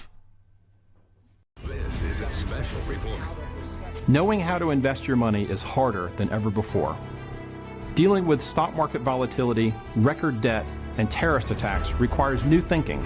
At U.S. Asset Management, we can help you see the world more clearly so that you can move beyond the chaos and invest with confidence. Call us, visit us online, or drop by our office. U.S. Asset Management, helping you make better decisions with your money. Mesquite Grill, now offering online ordering for your convenience. Check out our new website at mesquitegrillbr.com. That's mesquitegrillbr.com. The great food and service you have come to expect, ready for you when you arrive. Open 7 days a week with a fully stocked bar and friendly service. Bring your furry friends with you and dine on our pet-friendly patio. Also, check out our catering options and let us prepare delicious food for your next event.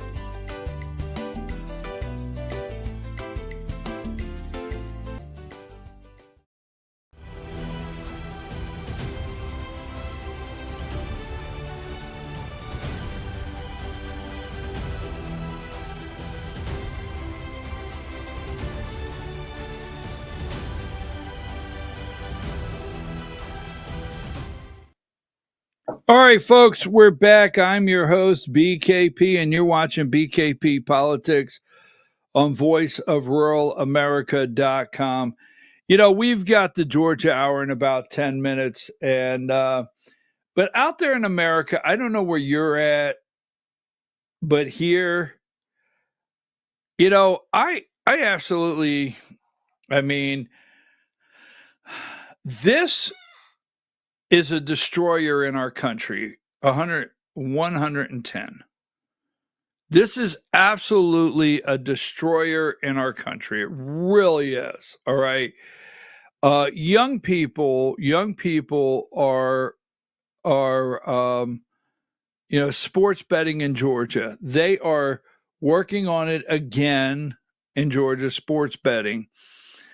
But this industry, with young people, young adults, young families, this industry, computer sports betting, I tell you what, it is something that is destroying the quality, the integrity of the games, right? When you are doing something that comes with a hotline, if you have a problem, then you're doing something that can turn into a problem. And this financial problem could take a toll on your entire family. You lose everything. I don't think it's the end of the world if if somebody bets some money. I don't go down that road. I don't get morally, ethically, wholly on the subject, religious. I don't do that. But here's what I do know. This is destroying the joy in sports. It's destroying families, individuals. I mean, all this online betting, all of it. Every bit of the online betting. There's a if you have a problem 800 number. Why would you do something that requires an 800 number? Do you have a problem? Has this turned into an addiction? So this is going on again in Georgia. Now, you see these machines. In Georgia, you cannot legally pay out cash on these machines. But you can give out a gift card. Yeah. You could do certain things that can then in turn be traded for cash.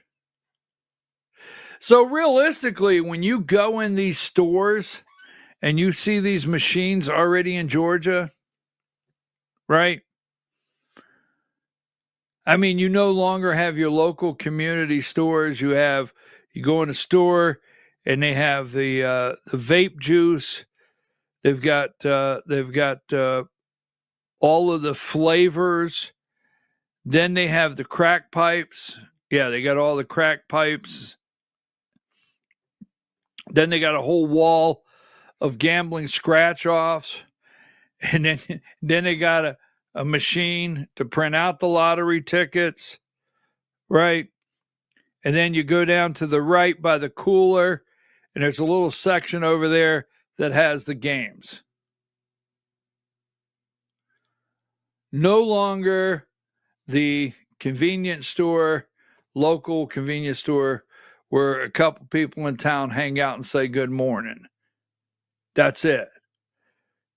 Drug paraphernalia, walls of scratch-offs, machine to print out the lottery ticket, and these machines here.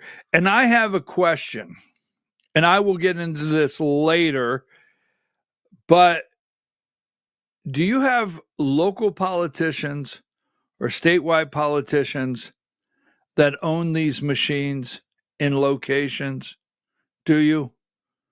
I just asked the question. Now, this troubles me 111. And I'll tell you why this troubles me. Because I'm not against football. I like football. I mean, I don't miss a Georgia game on a Saturday. For about 10 years, maybe more, but I know 10 or more years, every Friday night I stood on the sideline. I stood on the sideline and watched a high school football game, not from the stands, the sideline, right with the players and coaches. I got to know these young guys, got to know these coaches in North Georgia high school football. I did it for 10 or more years. Stood on every Friday night. And then a kid was coming out of bounds one night, and I was going to take a picture of the kid, and he ran my ass clear over. I mean, ran me over like a friggin' Mack truck, right?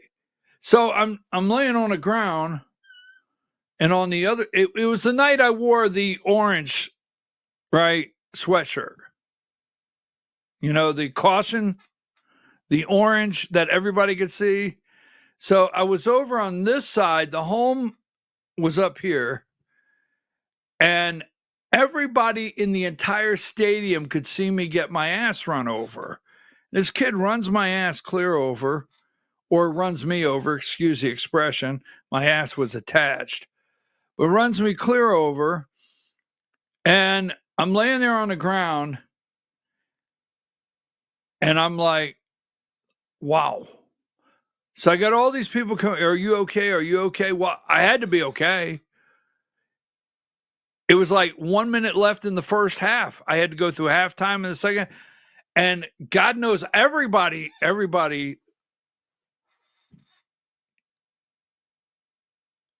Hey, did you see that?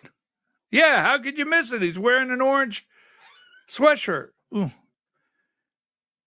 Then I had to take 6 ibuprofens to make it through the second half. I don't know why I told that story. I'll never forget that night. But I did this. I love the game. I grew up playing football, more baseball, but I love the games, right? And I remember the first high school football stadium, you know, with turf, $1 million turf. And I don't begrudge these kids, you know, having a good place to play football. This is a $62 million high school. This is not a college stadium. This is a $62 million football field. Beaufort and Gwinnett County. Now, let me tell you what happens. Give me number 112. First of all, could somebody check this out and see how many bonds? Meaning, you know what? It's great you have that football team, but the entire county does not go to your games at night, and they have to pay those school taxes. And school tax is supposed to be for, you know, reading, writing, arithmetic, and, you know, a little bit of science over here and a little bit of biology over there and calculus over here. this is not your Board of Education school tax money. It's okay to have extracurricular activities, and that's what these are. And I love football, but $62 million for a football field for high school. Now, let me tell you something. I'm not going to go down the road of the argument of college players being paid. Not going down that road. But in the state of Georgia, there was a bill. Do you realize there was a bill last year that a representative, right, put forward in the state of Georgia to pay high school players for their likeness? Yes, there was a bill. It went nowhere. But there was actually a bill to pay high school players for their likeness. Let me tell you something. There's no more tax money out there. There's no more. You have the elite rich, that everything's going fine. You have, I guess, the poor that they're on all the government programs, and some needed, some not, but they're on the government programs. Then you have that slice right here that there's just no more money to be given, from doctors to co-pays to insurance to homeowner insurance to property tax to school tax, food. $62 million football field right there. And you know who was there to help do the ribbon cutting? Burt Jones. Now, Burt Jones is the lieutenant governor of Georgia. Burt Jones wants to be the governor of Georgia. Burt Jones goes around telling you he's going to eliminate state sales tax. They sure as heck don't talk about building $62 million stadiums. You won't touch that. All right, we'll be back in 5 minutes with the Georgia Hour. The Georgia Hour in 5 minutes. Take a break.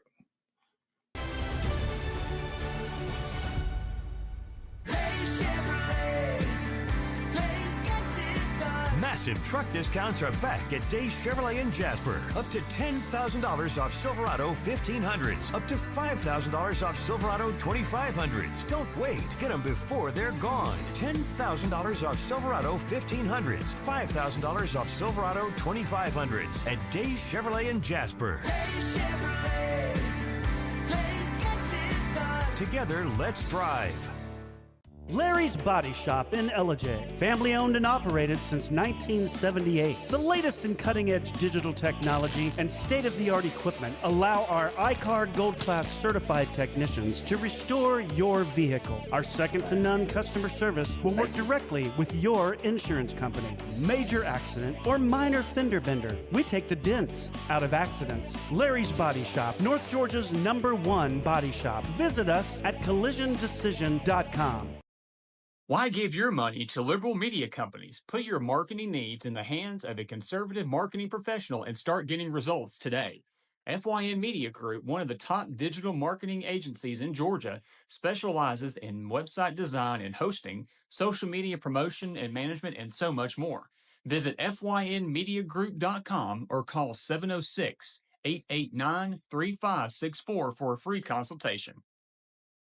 Welcome to El Rey Azteca Mexican Restaurant. We invite you to indulge your senses with our from-scratch authentic Mexican food. Whether you are hungry for fajitas or the El Rey Azteca burrito, we offer a wide variety of fine Mexican dishes, drinks, and desserts. Our inviting patio, indoor seating, and bar has a seat for everyone. So come to El Rey Azteca for delicious food, great drinks, good friends, and loads of fun in a casual and friendly atmosphere. Ladies, when you wear elegant jewelry, you become a force to be reckoned with. You shine brighter than the stars in the sky, and your inner beauty radiates like the sun. So embrace the magic, embrace the elegance, and let your jewelry be a reflection of your true, authentic self. My friends over at North Georgia Diamond know what a woman wants. Go see them for the perfect gift. And remember, when it comes to elegance, there's no such thing as too much. Come see us at North Georgia Diamond. We're igniting passion one sparkle at a time.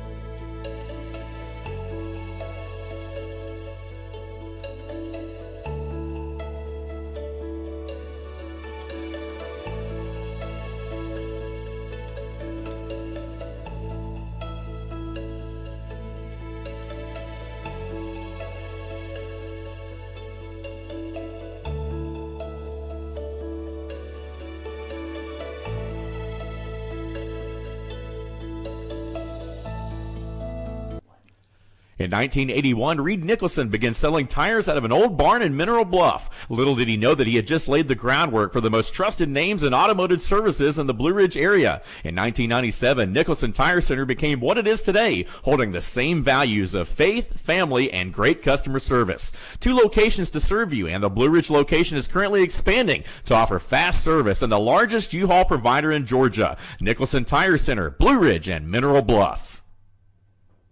This is a special report. Knowing how to invest your money is harder than ever before. Dealing with stock market volatility, record debt, and terrorist attacks requires new thinking.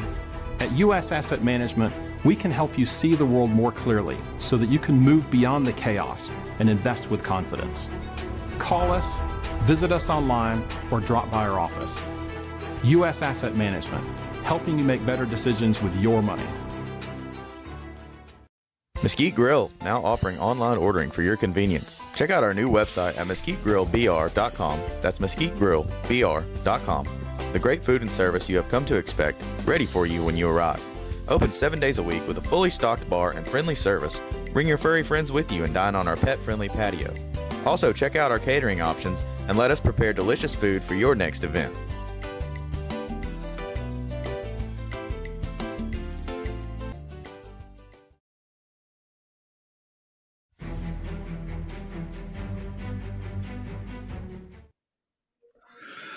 All right, folks, we are back. I'm your host, BKP. You're watching the Georgia Hour. The Georgia Hour on Voice of Rural America, July 29th, 2025. The Georgia Hour.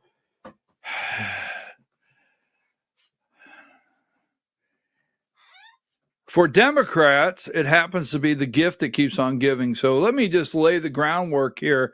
I am a Republican. I do vote Republican. I legally vote Republican. And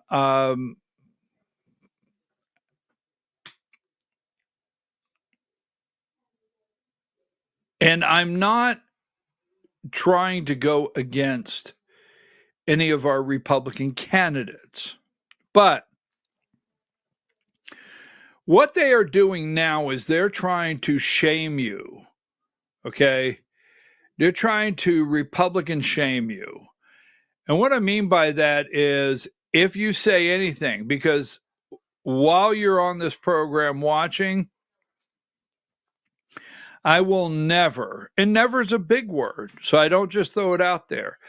I will never advocate, gloss over corruption, lies, cheating, stealing. Won't do it. You can't buy a narrative here. Won't happen. Now, if that happens to be a Republican or a person that identifies as a Republican, and we highlight that said corruption, then it's not me not supporting a Republican. It's me saying that's wrong. Remember, there was the old times. Remember back in the old days when it was wrong and we didn't Republican shame and we didn't pretend to act like, well, we don't know the difference in right and wrong. So I know everyone out there that goes on the social media and all the chat boxes and starts crying, well, this is Republicans eating Republicans. No, these are criminals that are under investigation that I feel is not going to end anytime soon. And it's the gift that keeps on giving to all the networks, the Democrats, at just an opportune time. Now, if you're out there, first of all, I want to look right in the camera. If you really thought month after month that you were going to sit back and get a check for 13 to 18%, okay. All right. I never thought it I didn't thunk it a day. Not one day did I thunk it, especially coming from the Frost, as I identify them, the cult of Coweta. Yes. So,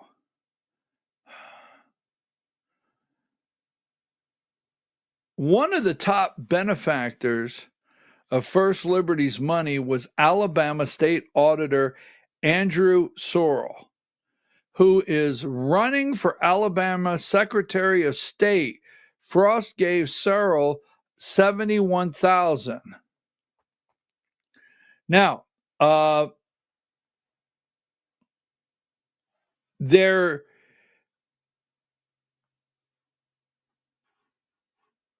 yesterday in there's an article. I told you what we're going to do is we're going to give you articles that you can go read. They're quite interesting.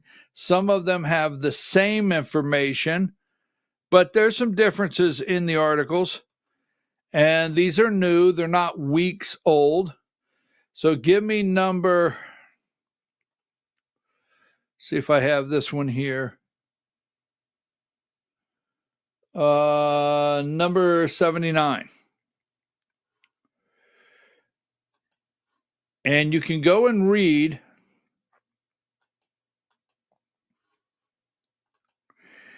This is the Georgia Recorder. Georgia Republicans rush to return First Liberty donations, but majority of the funds are still missing. So there's $140 million out there. So we have candidates, and I want to say this. Not everybody that received a donation is a bad person. So relax. Well, we got a major problem here with the fact that what happens, some candidate got $9,000, bought billboards, radio ads, mailers, actually legitimately used the money, purchased things for the campaign, lost. Campaign account says zero. There's no money coming back. What is the recourse? So what is the legal recourse if a candidate receives this money? They don't know it's ill-gotten gains. Now, let me tell you, when you send candidates money, all right, they don't know it's ill-gotten gains. They don't know that. They think somebody honestly sent them $2,500. Happens every day. And they use that money. They need to buy gas or stamps, or do they buy stamps anymore? But mailers, whatever you may say, radio advertising, text messages, but they spend it. And now the receiver is going and looking for this money, and it's nowhere to be had or found. Nowhere to be found. It's not. So this is happening, $140 million. Now, as of, all right, court-appointed receiver alleged Ponzi scheme has had a devastating impact on a lot of people. So as of Monday, this is the only thing I wanted to show you here before we move along. As of Wednesday of last week, Hayes said he received $60,000. By Monday afternoon, the number has increased to $130,000. All right. The response has been intense enough for Hayes to set up an automated response to emails warning that he may be slow to write back. It's pouring in. People are contacting. When I talk to lawmakers, I talked to one the other day, they said, well, is there something out there we can talk to someone to make sure we're doing the right thing? The receiver, all right? It's getting flooded. As of Monday afternoon, 130,000. Folks, this is a Ponzi scheme from these people of $140 million in Georgia. Now, we're going to get to what I told you earlier, none other than Brad Raffensperger is not going to let this go. So let's go through a couple of those. Give me number 80. Here's the headline from 11 Alive. I'm just telling you, it's not going away. Raffensperger launches investigation into alleged Ponzi scheme tied to Georgia Republican donor, seeks victim statements. Georgia Secretary of State Brad Raffensperger announced that he's asking potential victims in First Liberty and loan case to complete a confidential survey. Oh, yeah, you think this is over? Now, that survey is number 81, First Liberty Building and Loan Investor Survey.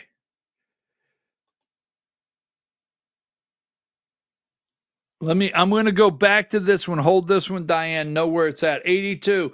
Here is, that was 11 Alive. This is American News First. ANF used to be CBS in Atlanta. Number 82. Georgia Secretary of State investigates alleged Ponzi scheme, asks victims to come forward. And let's see now. So give me number 81 back here. Diane, I sent you some web pages. All right, here is the web page. Secretary of State of Brad Raffensperger set this up, and I'm going to show you something here because every single day I tell you some things that I know. Now, this is, if you go to this article here, hold on a minute, go to this article here,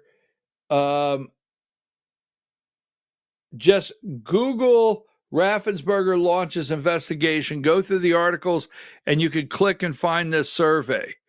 So here it is, go down. Now, as you can see, whoa, stop right there. You could file a complaint. All right. Now, I think that's going to go where I want the other one. So go there and let's see if it does, and then go back, and you won't have to. There you go. Now, you can go right there and file a complaint. Go back up. You can. Now, this is a complaint to the Office of the Secretary of State Securities Division. And go down. You can write your entire complaint here, right there. Your complaint, email, all the above. Got it?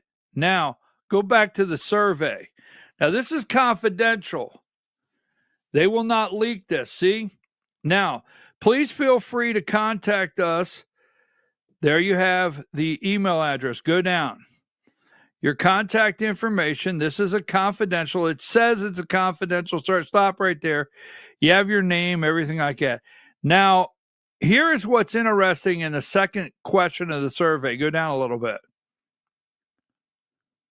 Stop. How did you first learn about First Liberty Opportunity? Social media? Company website? TV, radio? Oh, this is going to be interesting. Newspaper? Now, you ready for this one? Referral from family or friend. Now, I'm waiting to see what happens in this investigation. Referral from family or friend. Like, let's just say, just roll possibility. Let's just say Greg Dolezal. Just say it. We don't know. Said to another lawmaker, hey, I know where you can get a 13% return. Just saying. Let's say Mike Crane, former first vice chair of the Georgia Republican Party after they kicked my ass out. Let's just say maybe he said to a family member or friend. Let's say Sally Grubbs, current vice chair. Let's say Josh McCoon did not invest, chairman of the Georgia Republican. Let's say he didn't. But let's say he said to someone, hey, I know where you can get a 13% return. Maybe. These are all question marks. But I'm telling you, there's a reason referral from family or friend, go down telephone call from a person associated with First Liberty, personal research, or other. You can specify other. Go on down. Please provide the name. Please provide the name of the First Liberty representatives you communicated with. So that's where you could say, right? Jamie Sickert, is that his name? The chief compliance officer? Or you could say, I dealt with Brant Frost V. Or you could say, Katie answered the phone. Or one afternoon, everybody was gone and Krista Frost. I don't know. But there is a place for you to say, this is who I spoke to. Yeah. Oh, yeah, that it's over. No. Did you invest any money with First Liberty? If yes, how much money? Yes. How much? Go on down. Did you consult a financial professional regarding the investment? If yes, please provide. Who told you? Was there a financial investor that said this is... So are they trying to get who's doing the referrals? Now, I want to go out on a limb here, and I'm just saying we're just really talking hypothetical, but this is all the possibilities. They are question marks because I know attorneys are standing by, probably 3-4 dozen attorneys standing by. So they're all question marks. But in businesses all the time, you get referral fees. It's all the time. You get referral fees. I mean, there's insurance companies, I'm not naming names, that you get a higher referral fee for recommending different securities or loans or whatever. There's referral fees in businesses. It happens all the time. So are there other people out there? These are my words, and it's just a thought in on it, and we're referring. It's like a hustle. There's a guy sitting down at the end of the bar, another guy sitting down at the end of the bar. He bets the one guy at the end of the bar he can't do something. They act like they never knew anybody, but they don't know each other. That'd be a hustle. I probably should pull that one back. I don't think that even pertains to what I'm talking about right now. All right, so getting back to this. Are there referral fees? I mean, this is going to be part of an investigation. I don't know that. Did you ever ask First Liberty for your money back? If yes, what was the result? Did you ask for your money back? Go on down. What was the outcome? Were you told by First Liberty any risks that were involved with your... Okay. Did they say, you can lose all your money? When was the last time you received a communication from First Liberty or any of their representatives? Can our enforcement team contact you to obtain additional information? Yes or no? Go on down, and you're done. You submit that. Go to the top. I want to show where that's supposed to be a confidential. First Liberty Building and Loan Survey, right there. All right. It will be kept confidential. Your guarantee, it's confidential. Now that is out there. There's articles. Okay. They want a survey. There's an investigation. Investigation FBI. It's crossing state lines. Now you have this is not going away. All right. I predict when I say some names, I predict some names of a lot of very interesting names will come out in this. It will happen. Now, give me, that is the survey. And then there's just one more thing I want to go through this morning. With that, hang tight.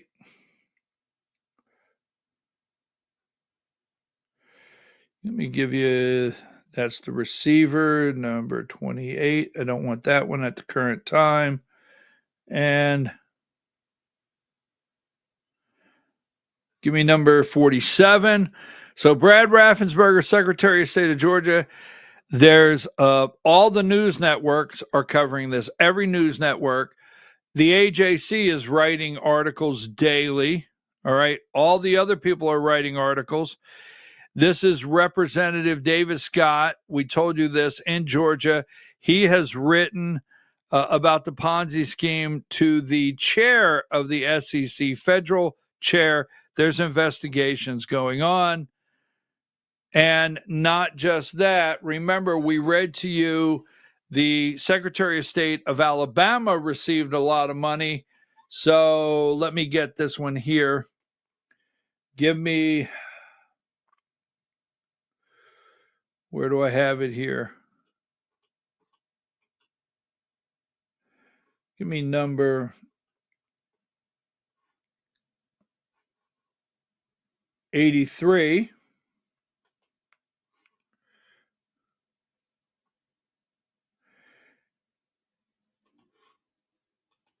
'83 is Alabama Securities Commission opens inquiry into alleged Georgia Ponzi scheme. So this Secretary of State of Georgia, Alabama Securities Commission has opened an inquiry into alleged Georgia-based Ponzi scheme involving First Liberty Building and Loan and its owner, Edwin Brant Frost IV. Monday, that the move is now an investigation. All right. Amanda Seen, director of the ASC, said in a phone interview Monday, the move is now an investigation. Excuse me. The agency is actively monitoring the situation and coordinating with authorities. Folks, authorities in both Alabama and Georgia to be sure Alabama investors are protected. So the $140 million Ponzi scheme, according to campaign finance records, Frost members of his family or his business made at least $132,000 in contributions to Alabama politicians.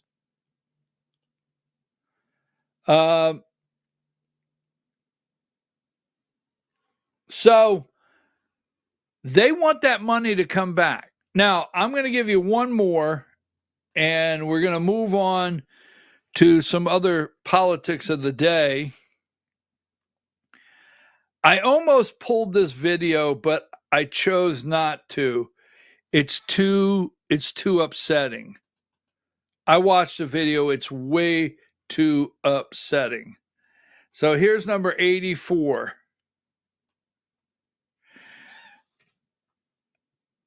This is a 93-year-old man. Now, before I go any further, all over the social media sphere, the Candace Taylor sphere, the Signal sphere, everywhere out there, they are gushing with, okay, we have to see this out. We can't pass judgment. We can't ask them to be removed because of an investigation that they're not even named. Now, I will tell you this. I told you this week. Diane, I want this back. But keep this in mind every time they want to know who you talk to on the phone, who referred you to First Building. Who referred you? Did you have a friend refer you? Give me number 36. I mean, this guy right here, and I don't think I have Mama Frost. But this guy right here, he is the chair of Coweta County Republican Party, and he's on the Georgia State Committee. This is Brant Frost V.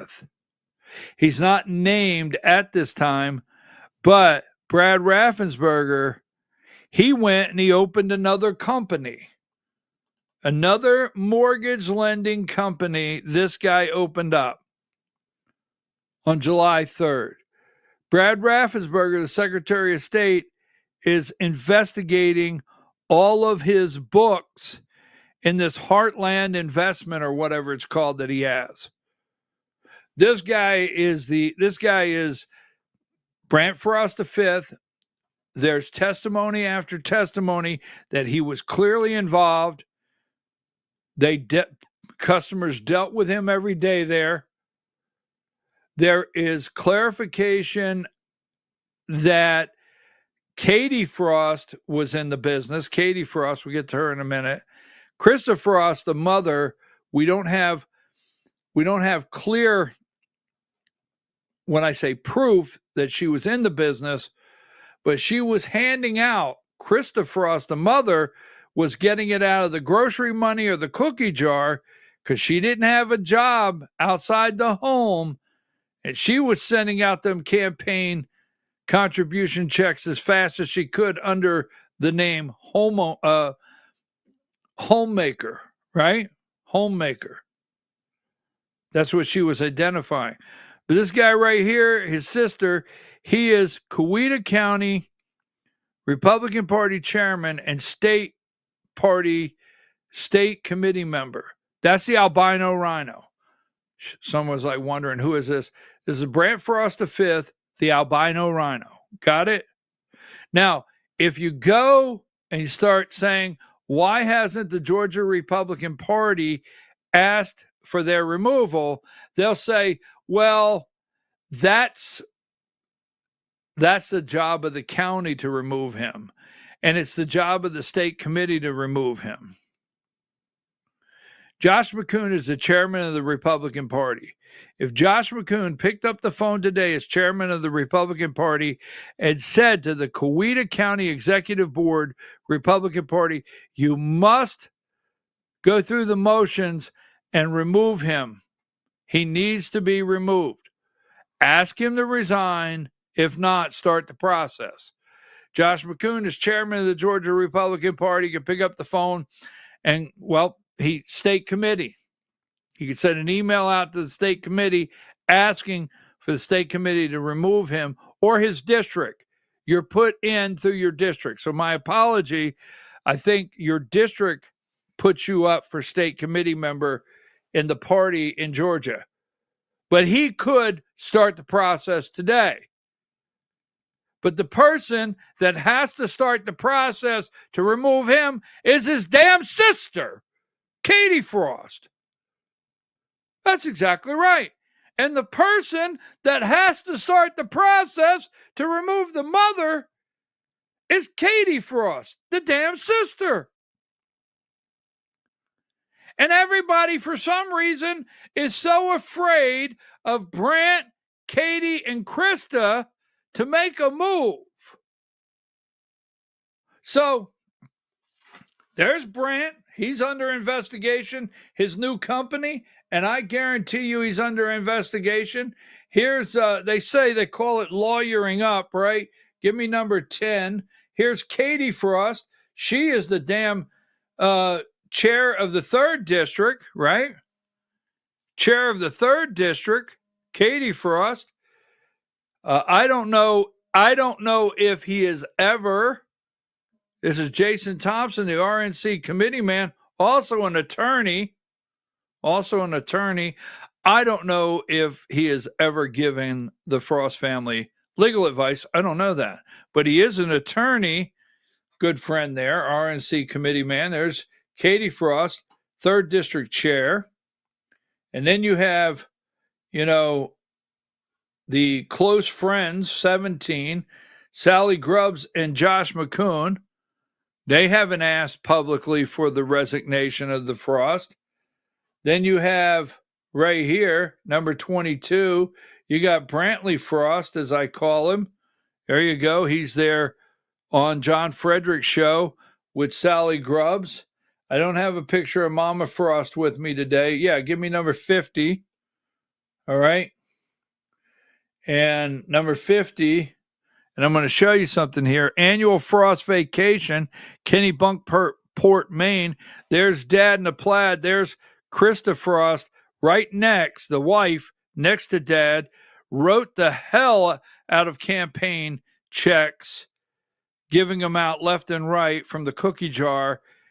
And she is a state committee member, and I think she's also second vice chair of Coweta County Republican Party. Katie Frost is the 3rd district chair. She's also the chair of the Georgia Republican Party Finance Transparency Committee. Can't make this up. And there's Brandt, the albino rhino. If Brandt goes to prison, if he did, it could be good for him. He looks like he could use an hour a day out in the yard getting some sun. So the albino rhino there on the end, and everybody's afraid of him. And I don't know what they're afraid of, because they're taking vacations. They're buying Bentleys, I think, cars, $5 million for themselves, $2 million credit card payments, dishing it out to politicians, acting like they own the place. What are you in fear of? Whose name do you hold? They hold somebody's, okay? They hold somebody's name. They do. I don't know, but somebody. Now, I don't know if it's this guy, and this guy holds names, because you have, I'm just going to put it here. I got to get out of this because I got some other stuff here in Georgia I got to talk about. But do they hold this guy's name? Give me number. Where's it at? 19. Whose name do they hold? I'm serious. Because I'm going to show you something in a minute. They're going on vacation. Everybody acts like they didn't know. Everybody. Maybe they didn't. Did Josh know? I don't know. Did David Schaefer know? I don't know. Did Sally Grubbs? I don't know. Everybody acts like, you know what? We have to give them the benefit of the doubt. Why? No one's been convicted of anything. No one's been charged with anything. Yes. Oh, don't forget. I'm the villain. I'm the villain. BKP, the Georgia GOP villain. That's me. Right? That's Mike Crane, former first vice chair, former state senator, former candidate for 3rd district, 3rd district congressional candidate. Thousands and thousands and thousands of dollars from the Frost family. Did he know when he was standing there at that podium? I mean, this is a guy that he's a home builder. My understanding is this is a guy that said that the Frost kids were always in his living room. Here is the nominating committee, right? And that's the first vice chair. Did he know? What do they have? They got something. Does this guy know, number 17? Does Sally know? Because let me just say this. I would run their asses out of town. There was in the old days, we would run your ass out of town if you did something like this. If you did something like this, we would run your ass out of town too fast to talk about it. Give me number 84. Something wrong here. Really, really wrong. And this is just one. They're over and over. The Frost, the cult of Coweta, as I refer to them, the gang, 93-year-old man, I watched this video. I told you I could not bring this up. 93-year-old man says First Liberty founder needs to feel the pain. A 93-year-old Georgia man says he invested more than $1.3 million of his retirement saving into what federal investigators now allege is a Ponzi scheme. Now, if you look at me and you say, well, it's his own fault, he gave them the money free. Their ads say, it's not insured. It's a 93-year-old man.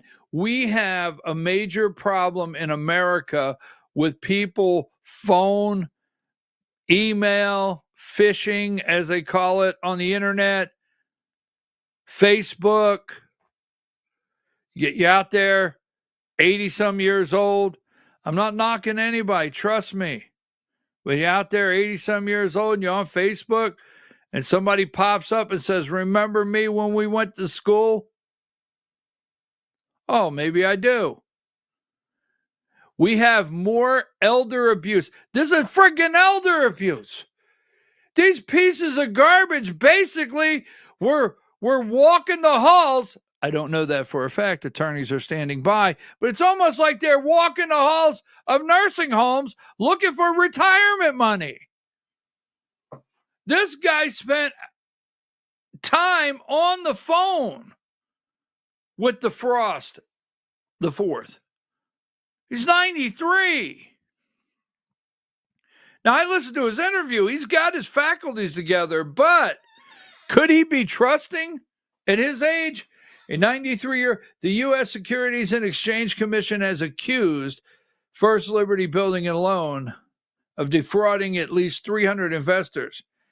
Hampton resident James McMaster is one of those investors. He told Channel 2 Consumer that he believed the investment was a safe way to generate monthly retirement.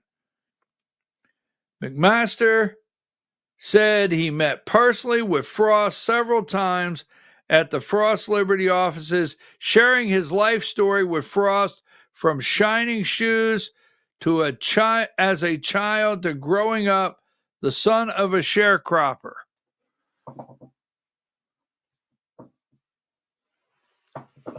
Excuse me, while I have you in the office, you continue to tell me those stories. How much money do you have left? Man, do I have a deal for how much money do you have left? Dad, this guy's 93. Do we really want to call him? Sure. He's on the A list. He'll drop that check faster than some 50-year-old. I don't know. I do not know. These people were literally taking money, no heart, no consideration, while they were in Kennebunkport vacationing, while they were buying what I consider buying politicians and buying secrecy. What the hell? I mean,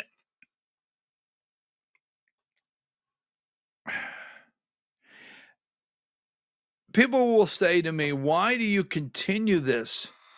Because I'm going to tell you point blank. These people, if you don't know it and you're out there in America, you're out there worldwide, these people were so interwoven and still to this day in the Georgia Republican Party. They played a role in rigging our state convention. They have played a role in the Rules Committee. They have played a role in passing resolutions to give to lawmakers. They have played a role in funding organizations or funding candidates. Every single thing with what they did in their ill-gotten gains, they used to try to manipulate and control Georgia politics. Not like they didn't in Alabama and other places. And they did. And, the statement, let me show you this, okay? The statement doesn't say, let me just show you a couple things on this, because I've got to do one or two other things before we go. All right. Now, this is sickening to me. Now, don't forget, give me number 13, and then we'll go to 14.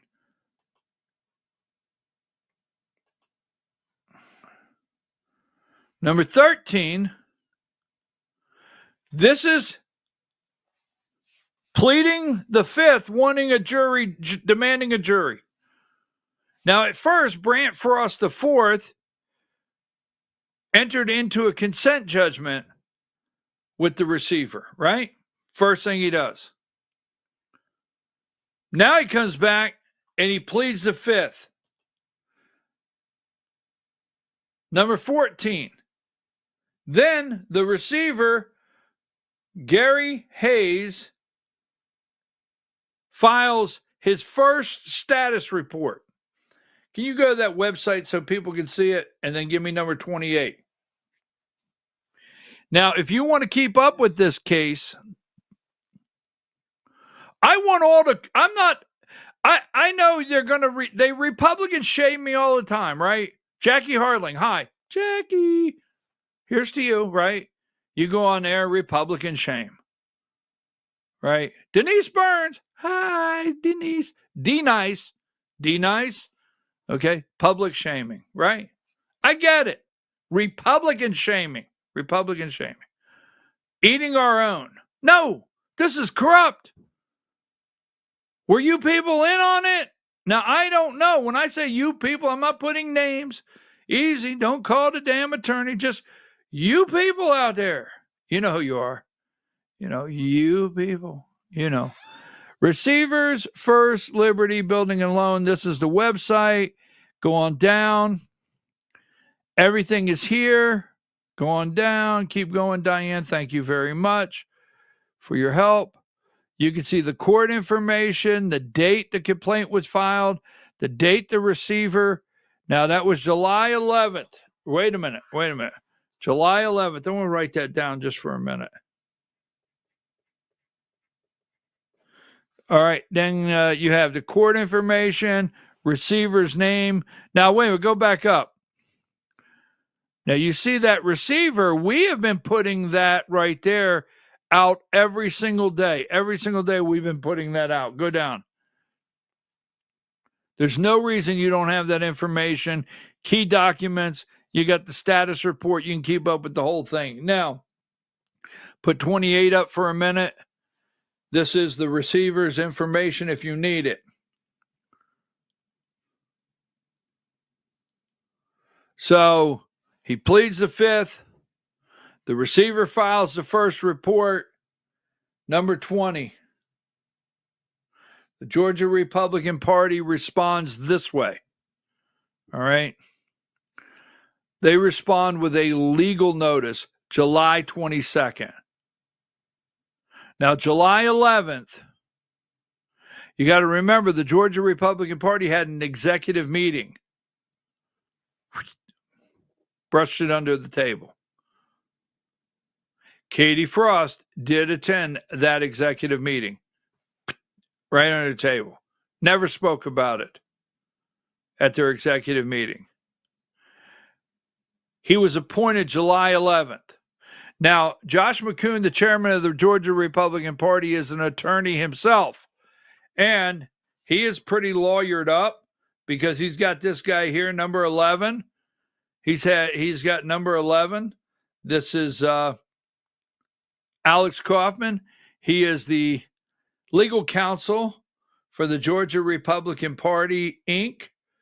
And he also, number 6, he also hangs out and yucks it up when they're having lunch right there with Michael Whatley, the RNC chair, as he comes into town just recently, 2 Wednesdays ago.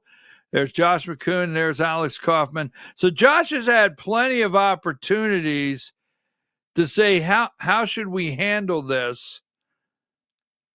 And Alex Kaufman could have picked up the phone on July 11th to get out in front of this, right? And say, how do you want us to handle this to the receiver? But they don't do anything till July 22nd, after the guy pleads the fifth, after the receiver puts the first report out. They clench up the sphincter there and they say, oh no, we better, return some money and put a statement out. Yeah, that's this. As you well know, this is my opinion, but it's playing out every day. Something in this magnitude rolls out. So then they put out the statement. Give me number 20. I just want to tie this together because this stuff keeps rolling out, and it will. Because this interview, I mean, the form, anyone can go. State, if you are a Secretary of State, you can go to that. If you're a state committee, Republican Party state committee, executive committee, if you know someone that referred you from the party, you can go fill that out. July 22nd, immediate release statement from Chairman Josh McCoon, in a proactive effort, although we've had since July 11th, it's the 22nd, to support the request.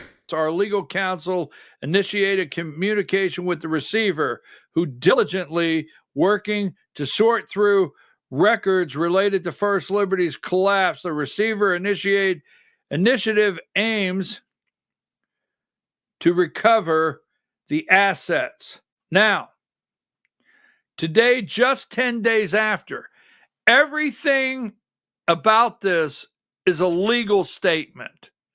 And I get that, but nothing is personal. Nothing calls the Frost family out. Today, just 10 days after the receiver appointed, a Georgia Republican Party has completed its diligent review of the records dating 2021 communication. The maximum amount delivered payment for $36,843. Receiver Gary Hayes represented all the contributions received from Brant Frost IV and his immediate family members. At no time does he mention anything else about the Frost family by name. Now, what we're waiting, now, this goes out. It goes out. And the Republican shamers go up there. This goes out, and this guy right here, Dennis Futch, number 4, writes a 4-page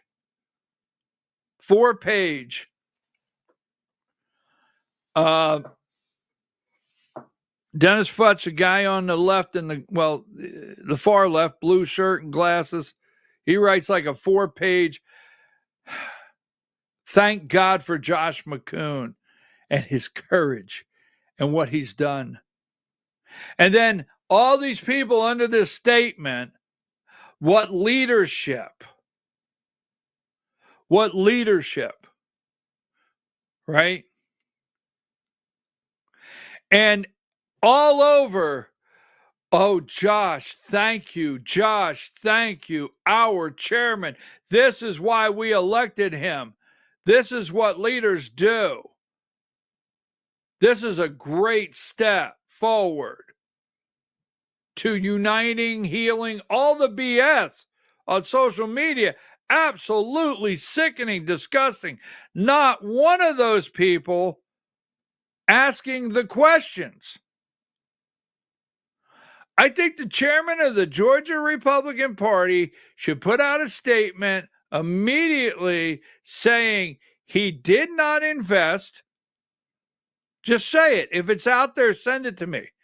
A statement from the desk of Chairman of Josh McCoon. See, what Sally Grubbs is going to tell you and what everybody else is going to tell you is that they cannot, by the rules, they cannot speak for the Georgia Republican Party. So used to, when I went out as first vice chair and I spoke somewhere, I would have to open up, and the first thing I would say is, I cannot speak for, I am not the official statement voice of the Georgia Republican Party. Only the chairman can do that.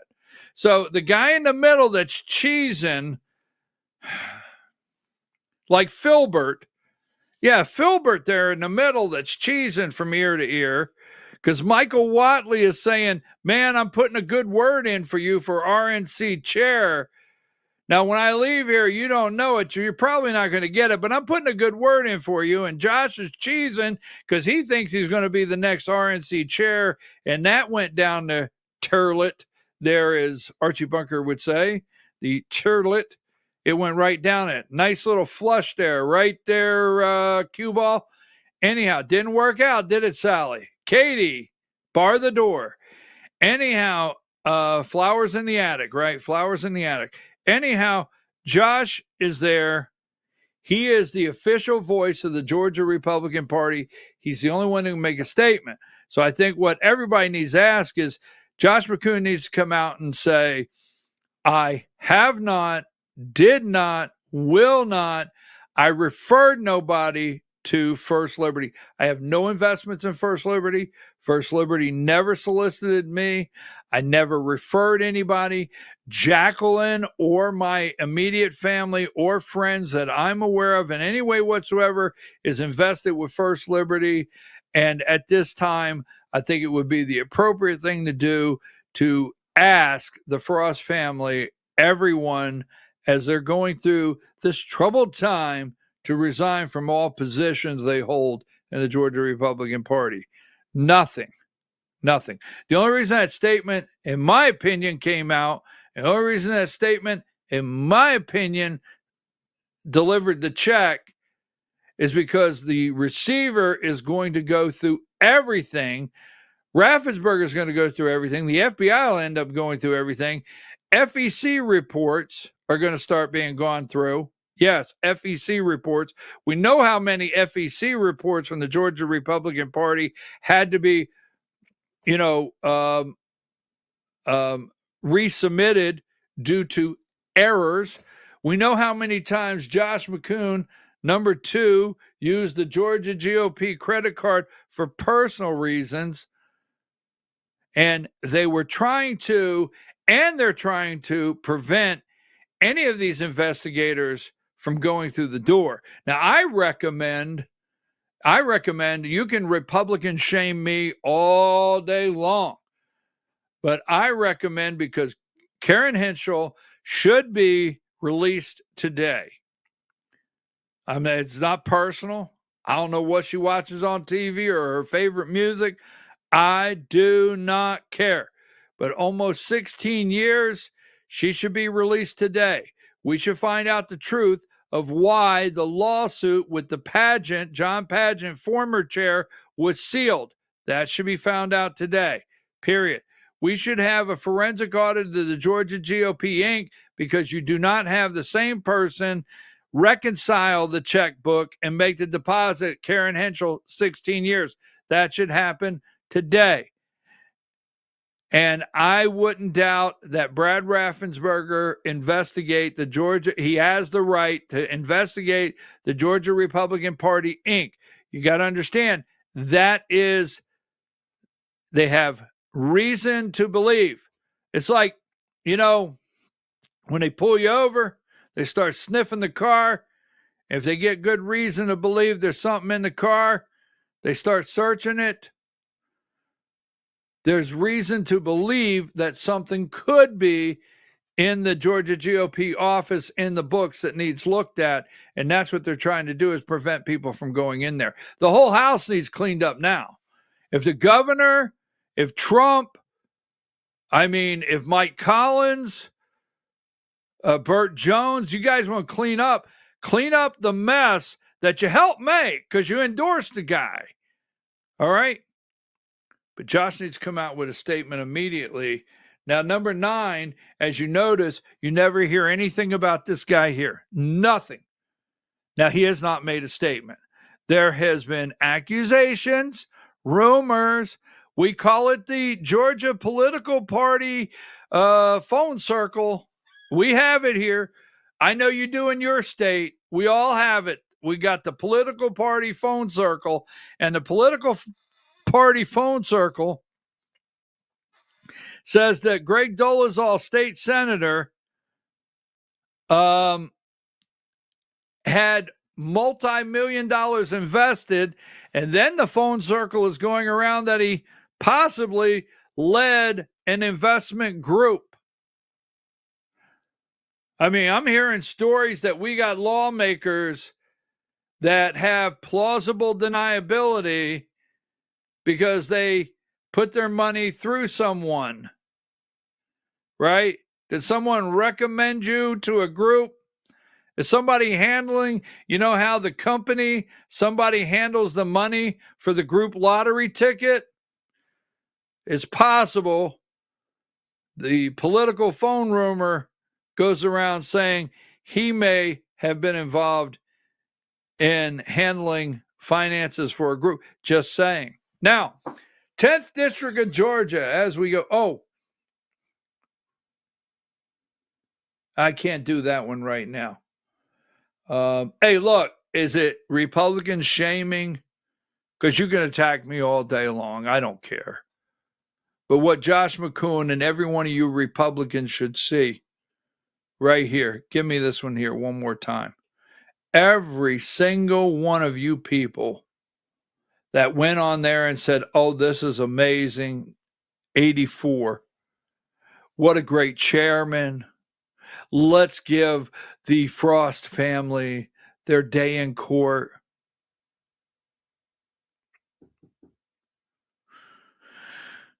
Over 300 investors that we're aware of. 93-year-old man, over $1 million is gone of his money. Trusted them. How many other senior citizens that age lost their life savings while you continue to suck up, pretend like nothing ever happened? There's something wrong. Yes, you don't let these people, you know the evil, you know the corruption, you know what happened, but yet you praise everything on social media.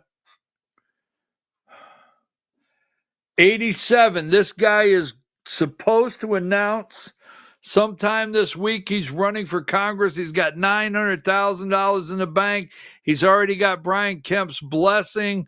They're trying to pick him as the next congressman. Mike Collins is running for Senate. Who will replace him in the House? This is Houston Gaines. Dr. Paul Brown is running with him. He will be running also. Now we have Houston Gaines over in Athens, state representative, number 86. Remember, we're waiting to see if Dooley. Now I do have. You did give me some information. You've been sending me information on Derek Dooley. We're doing some work on Derek Dooley as far as a voting record and some of the background. It seems to be that Governor Brian Kemp is not concerned at all about voting record. I mean, you go on social media. When I say you know who you are because some of them watch them, and you you Republicans shame us all day long, but God forbid you would ever go and Republican shame Brian Kemp, the governor, because he's the most popular governor in the United States.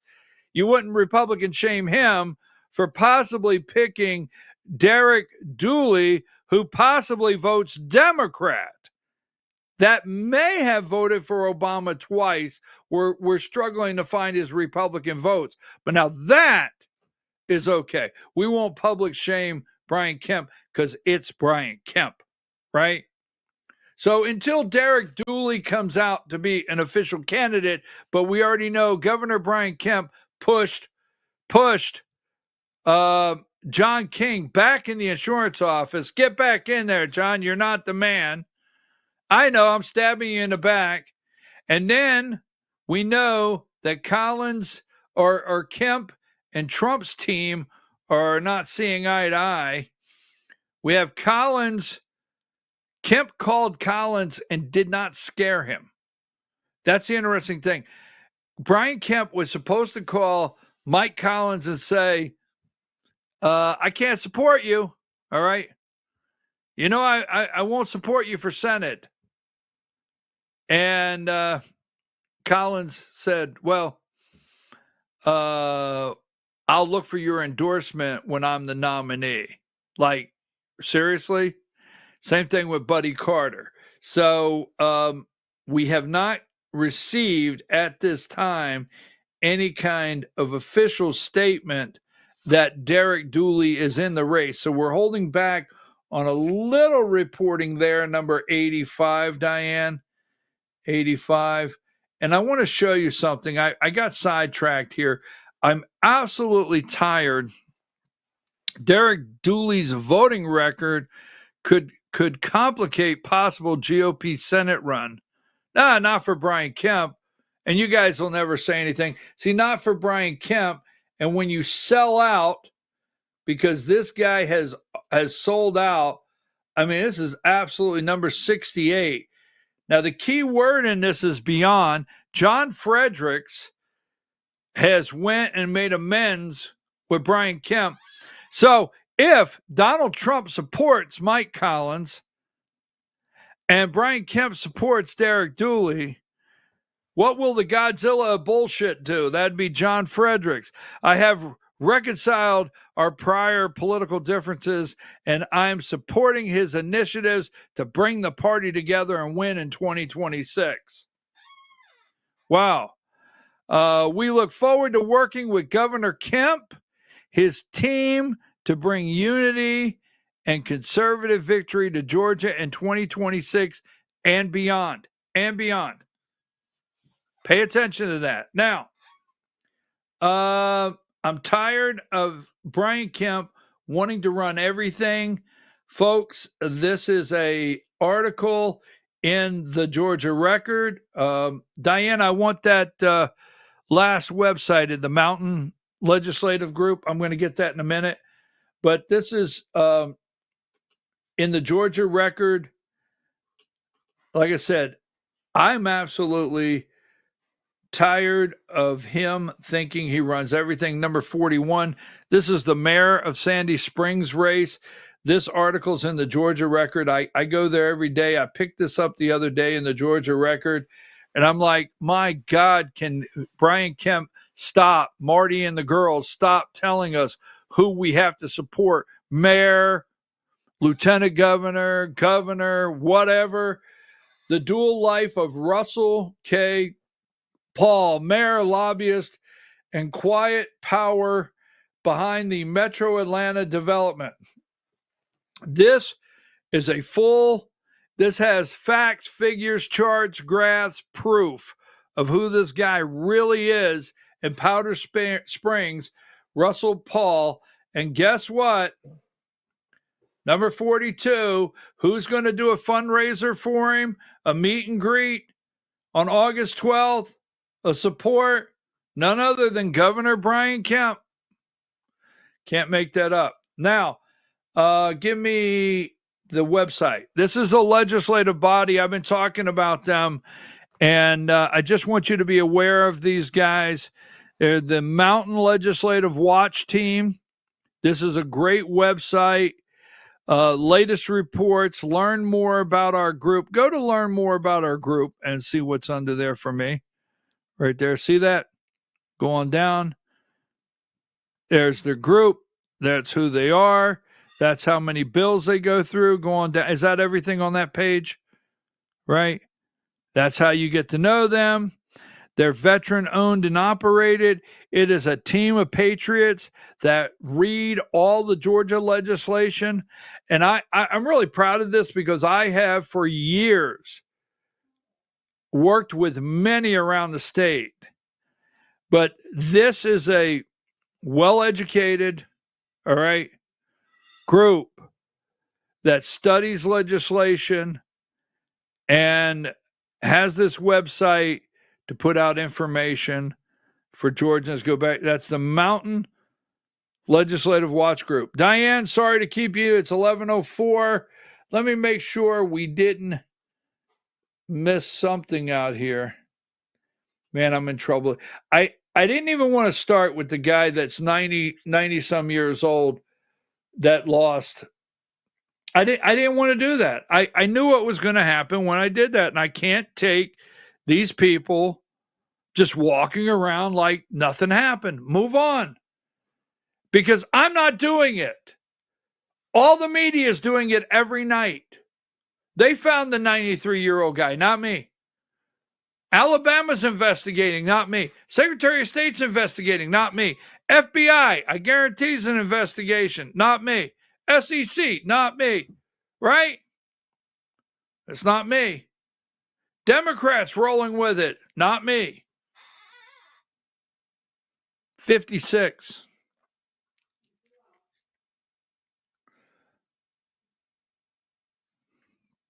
Don't forget, I started Heartland Capital. This is V, Brant Frost V. I started Heartland Capital because I burned the banana stand. So this is my graphic I love. I'll see you tomorrow morning, 8 a.m. Take us out of here, Diane.